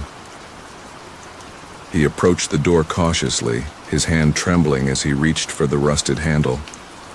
The metal was cold to the touch, its surface rough and jagged under his fingers. He twisted it slowly, pushing the door open with a creak. Inside, the air was thick with dust. The smell of decay was overwhelming, almost choking him. He stepped over the threshold, his eyes scanning the room. There were no shadows here, no figures lurking in the corners. It was empty, hollow, but the air felt wrong. It was as if the Space itself was waiting, anticipating something. Nolan swallowed hard. There had to be something in here. Something that could help him. Or at least, hide him from whatever hunted him. He stepped deeper into the room. The floorboards creaked underfoot, sending echoes through the empty space. As he moved further, he noticed something strange. A small wooden box sitting in the center of the room, its surface scratched and worn with age. His curiosity pushed him toward it. His fingers brushed the top of the box, feeling its cold, smooth surface. It felt alive, vibrating slightly under his touch. He lifted the lid. Inside was a mirror, but not just any mirror. This one was cracked, its surface warped and twisted, the glass reflecting only the red sky and his own face, distorted in ways that made him shudder. He reached for it, his fingers trembling as he touched the cracked surface. The moment his skin made contact, a voice echoed from the depths of the room, low and almost inaudible. 4 enter. 1 remains. The ground beneath him shifted, and then, with a sound like cracking glass, everything went dark. The air was thick with the scent of burning. Nolan's chest heaved with panic as he stumbled through the darkness, his feet slipping on the slick, damp floor. The mirror had cracked again, its shattering sound echoing in his mind like 1,000 voices screaming in agony. The world around him seemed to fold in on itself as if reality itself was crumbling. He didn't know how long he had been running. Minutes, hours, maybe days. Time had become irrelevant, slipping through his fingers like sand, leaving nothing but an overwhelming, suffocating fear in its wake. The ground beneath him had stopped pulsating, but it was still alive. The walls, soft, fleshy, pulsing, were closing in on him. With every step the hum returned, louder, deeper, vibrating through his very bones. He could feel the walls pressing in from all sides, urging him to stop, to give in, to let the darkness consume him. But he wouldn't stop. He couldn't. He had to find a way out. He had to find Claire. His thoughts raced, flashing between fragments of memories, the mirror, the whispers, the unending crimson sky. But one thing remained constant. Claire. His sister, trapped somewhere in this nightmare. He could feel her presence, faint but real, pulling him forward. Through the haze of fear, he saw it. A doorway. The edges were barely visible, swallowed by the suffocating dark. But it was there. A thin sliver of light. A way out. He ran toward it, his heart pounding in his ears, his legs threatening to give way beneath him. But he couldn't slow down. Not now, not when he was so close. With a single desperate push, he flung the door open and stepped into a world that wasn't his. The room was vast, stretching out in all directions, its walls lined with mirrors. Some were cracked, others whole, but all of them reflected the same unending crimson sky. And in the center of the room stood Claire. Nolan's breath caught in his throat. Her figure was shrouded in darkness, her body still, as though frozen in time. Her eyes, wide, unblinking, stared straight ahead, vacant and empty as though she wasn't even there. "Claire," Nolan shouted, his voice breaking. "Claire, it's me, I'm here." But she didn't respond. She didn't move. His heart sank, his throat tightening as he took a step forward, then another. He was almost there, just inches away from her. And then, as though something unseen had pulled her back, she shifted, her head jerking to the side with a sharp, unnatural movement. Her eyes met his, but they weren't her eyes. They were empty, hollow, dead. Nolan froze, his body rooted to the spot, terror gripping him like a vice. The world seemed to spin, the air thickening with every passing second. His hands shook uncontrollably as he reached out to her, but something stopped him. Something he couldn't explain. A whisper. A low, rumbling voice that seemed to come from the very walls around him. One enters. 3 remain. The words slithered through the room, curling around his ears, filling his mind with dark images. He could feel the walls closing in again, tightening, suffocating. His lungs screamed for air, but all he could do was stare at Claire's lifeless form. Suddenly her mouth opened, but no sound came out. Her lips moved, twisting as though she were trying to speak, but no words formed. Her body trembled, then fell limp, her knees buckling as she collapsed to the floor. Nolan rushed forward, but before he could reach her, a flash of movement caught his eye. In the corner of the room, a figure stood. A tall, thin figure, its body stretching unnaturally, bending in ways that made Nolan's stomach twist. The figure was humanoid, but there was nothing human about it. Its skin was slick, black, almost liquid, and its eyes glowed with an unearthly light. It was staring at him, waiting. The air grew colder. The red light seemed to bleed out of the room, leaving only shadows. Nolan stepped back, his breath coming in short gasps, his heart pounding in his chest. The figure stepped forward, and then it spoke. 3 enter, 2 remain. Nolan's vision blurred, his thoughts scattered like dust in the wind. He tried to move, but his legs refused to obey. He reached out to Claire again, but his hand passed through her like she was nothing more than a phantom. She wasn't real. None of it was real, but the figure, it was. And it was getting closer. He stumbled backward, the world tilting, spinning out of control. The mirrors around him twisted, their reflections warping and distorting, becoming something far darker than reality. The figure's eyes glowed brighter, the light from within them growing to a blinding intensity. Nolan raised his hands to shield his face, but it was too late. The light consumed him, and the mirrors shattered. The red sky burned above him, a relentless, unblinking eye that seemed to watch every step he took. Nolan had long since lost track of time. He could no longer tell if it was day or night. Only the ever-present crimson glow above, pulsing like a heartbeat, reminded him that the world around him was alive in ways he couldn't understand. His legs ached. His body screamed in protest with every step. But he pushed forward. He had to keep moving. He had to find a way out. His hands trembled as he touched the stone wall in front of him, cold and slick with moisture. The darkness around him was impenetrable, yet somehow he could still feel the presence of something lurking, something watching. The walls seemed to breathe, and the air felt heavy, thick with the scent of decay.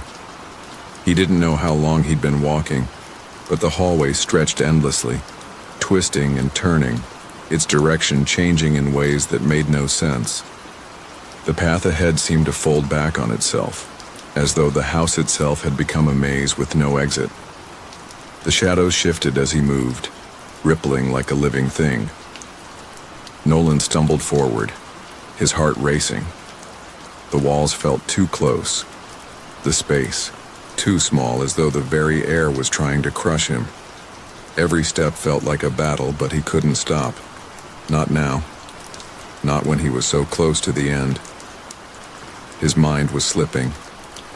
Memories blurred and twisted in his head like a jumbled mess, and each thought felt like it was pulled away from him the moment he grasped it. Faces flashed. Claire's face, her eyes wide with terror, her voice screaming his name. But he couldn't reach her. "Claire," he whispered, his voice cracking. But there was no answer. Only the hum. That low, wet hum that had followed him from the moment he stepped into the house, growing louder with every passing second. The ground beneath him shuddered, a violent tremor that sent him stumbling into the wall. He pushed himself up, forcing his legs to keep moving.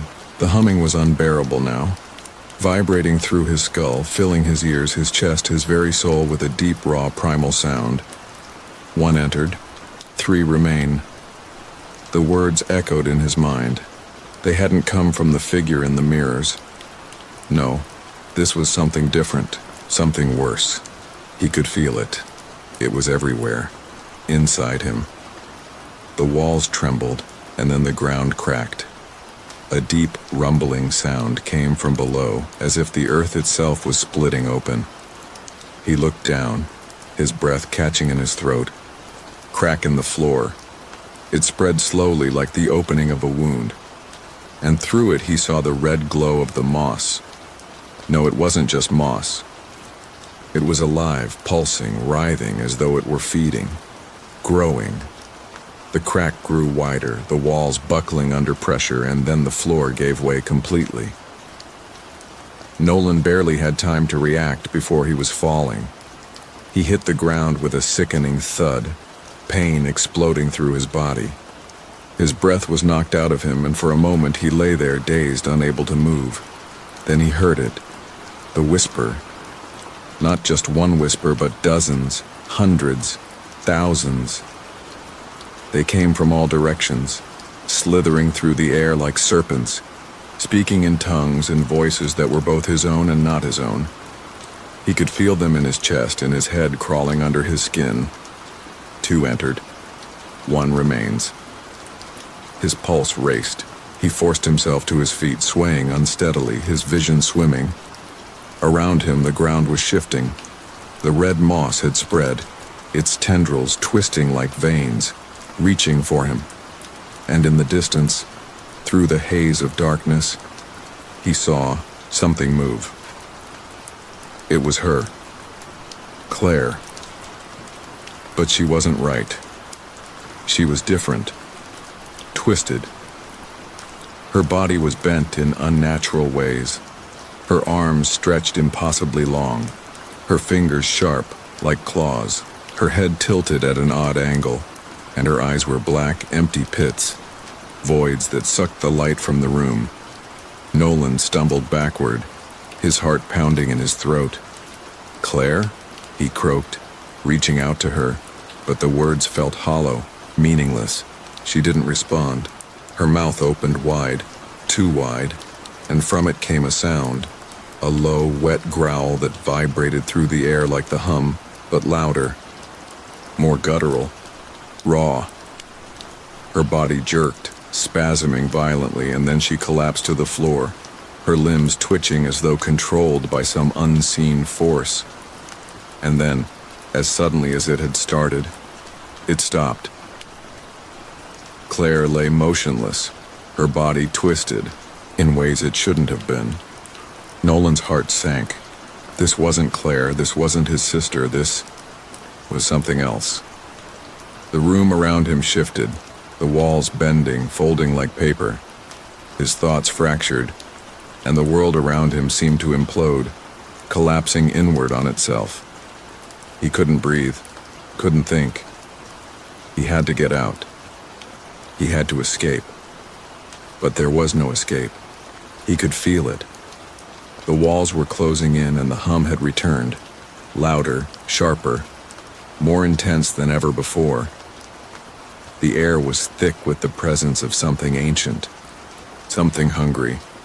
And then, just as the darkness swallowed him whole, he heard the final words, "One remains. The sky will bleed again." The crimson sky loomed above, a malignant, watchful eye that bathed the world in a suffocating red haze. Nolan's every step was weighed down by the oppressive atmosphere, each movement dragging him deeper into a reality that was no longer his own. His heart was a drumbeat in his chest, erratic and panicked, as though it too was caught in the pull of the strange forces at play. The house, the walls, everything felt wrong. The air was thick, every breath carrying the heavy scent of decay, like something long dead had been buried here, waiting to be unearthed. The hum, The same low, wet vibration was a constant presence in the background, like a living creature that had slithered into his very being. He moved through the darkened hallways, each step more deliberate than the last, as if the house itself were holding him in place, forcing him to confront the horror that was unfolding. His mind was slipping, the edges of his thoughts fraying and curling like the red smoke from the sky outside. He knew that he was close. The end was near. The mirror had promised it. But what awaited him now? He was no longer sure what was real, or what was a twisted figment of his own madness.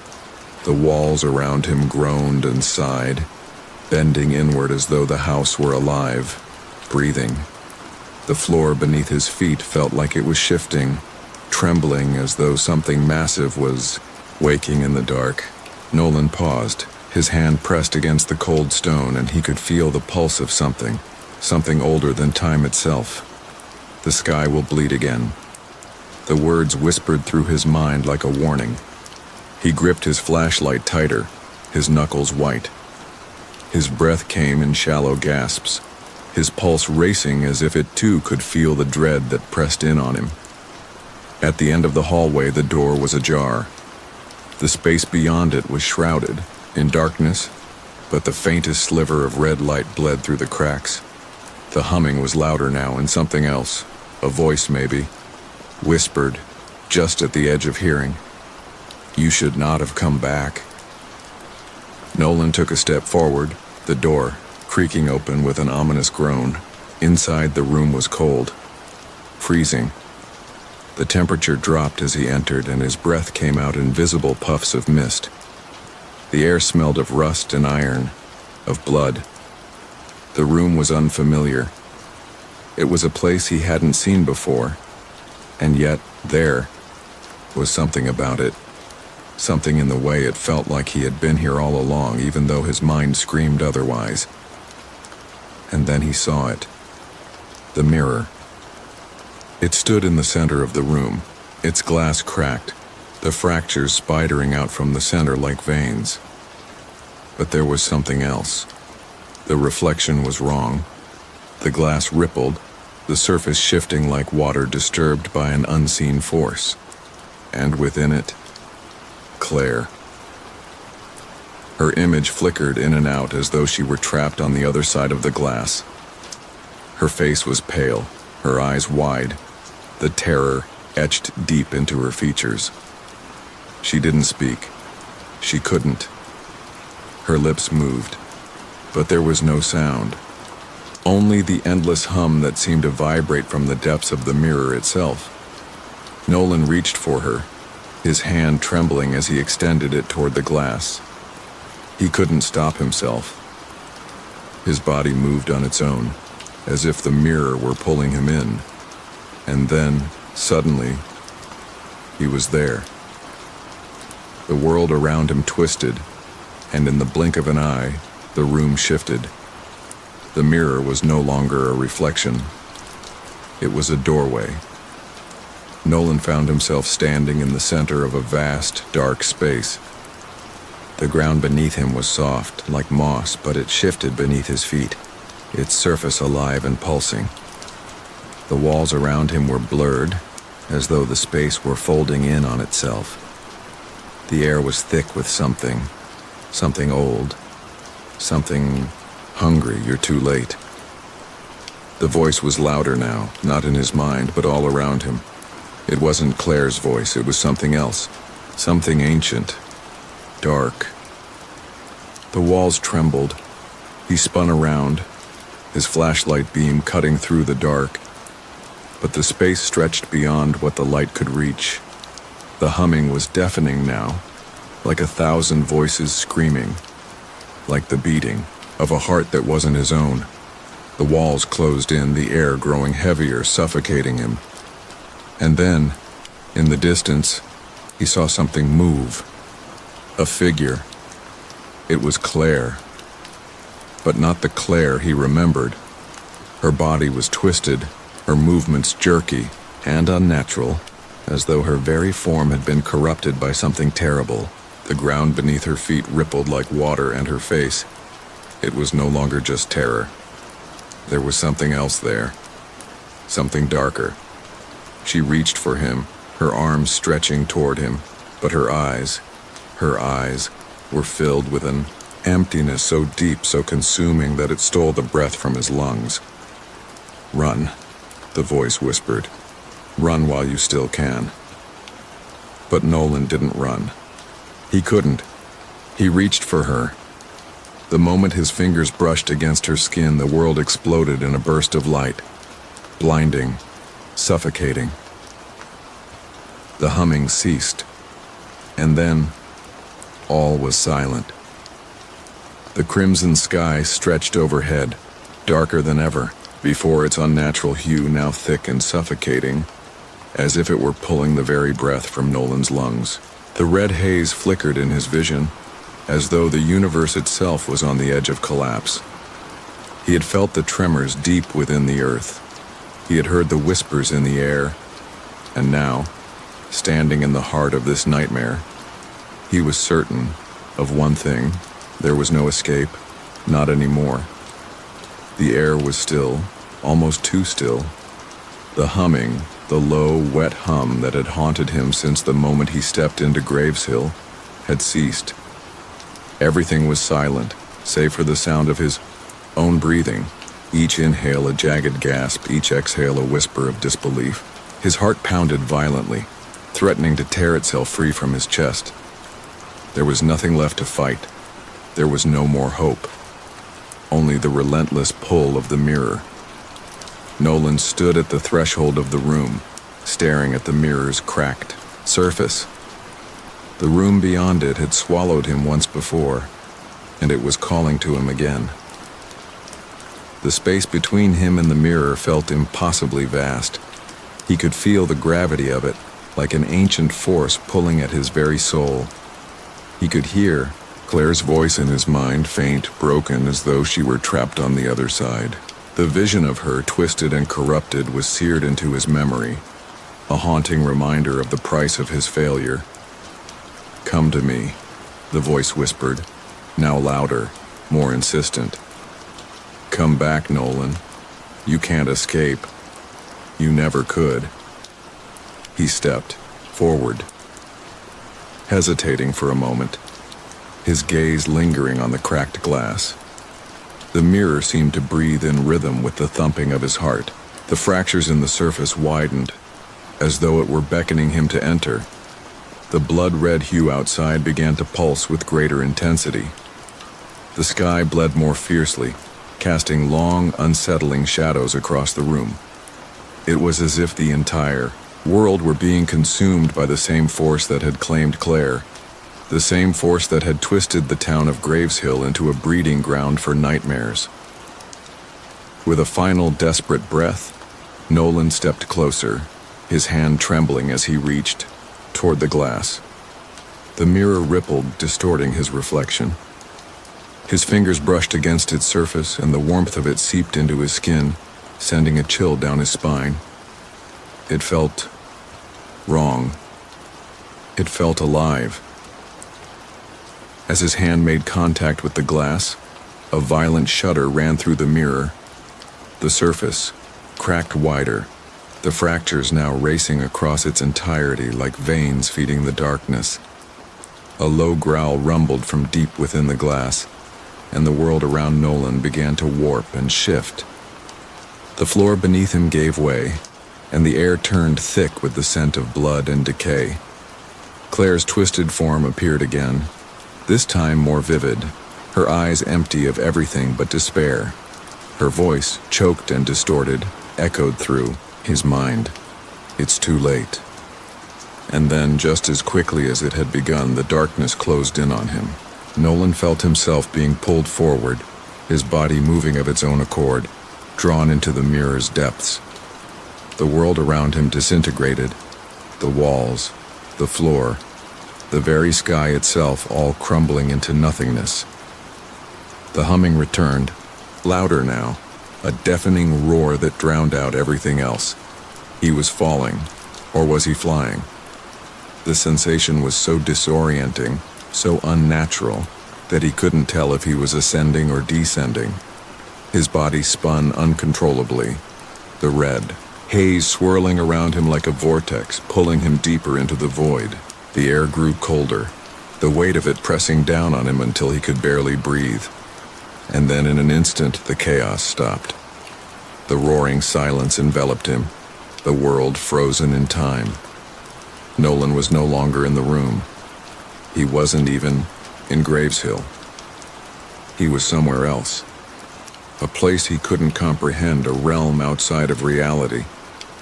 A void of crimson light and twisted shadows where the boundaries between the living and the dead had dissolved completely. In the distance, he saw them. The figures, countless figures, standing in the red haze, watching him with empty eyes. The inhabitants of this place, the lost souls of Graveshill, the ones who had fallen before him. He could feel their eyes on him, their presence heavy, suffocating. The force that had claimed them was closing in on him now. It was the same force that had taken Claire, the same force that had twisted the world. And then, in the center of the void, he saw her, Claire. Her body was no longer twisted, no longer corrupted. She stood waiting for him, her eyes wide with an unreadable emotion. She didn't speak, but her gaze bore into him, as if asking him why he had come. "This is your fate," the voice whispered again. "This is the price of your defiance." Nolan reached out, his body trembling, his mind on the verge of collapse.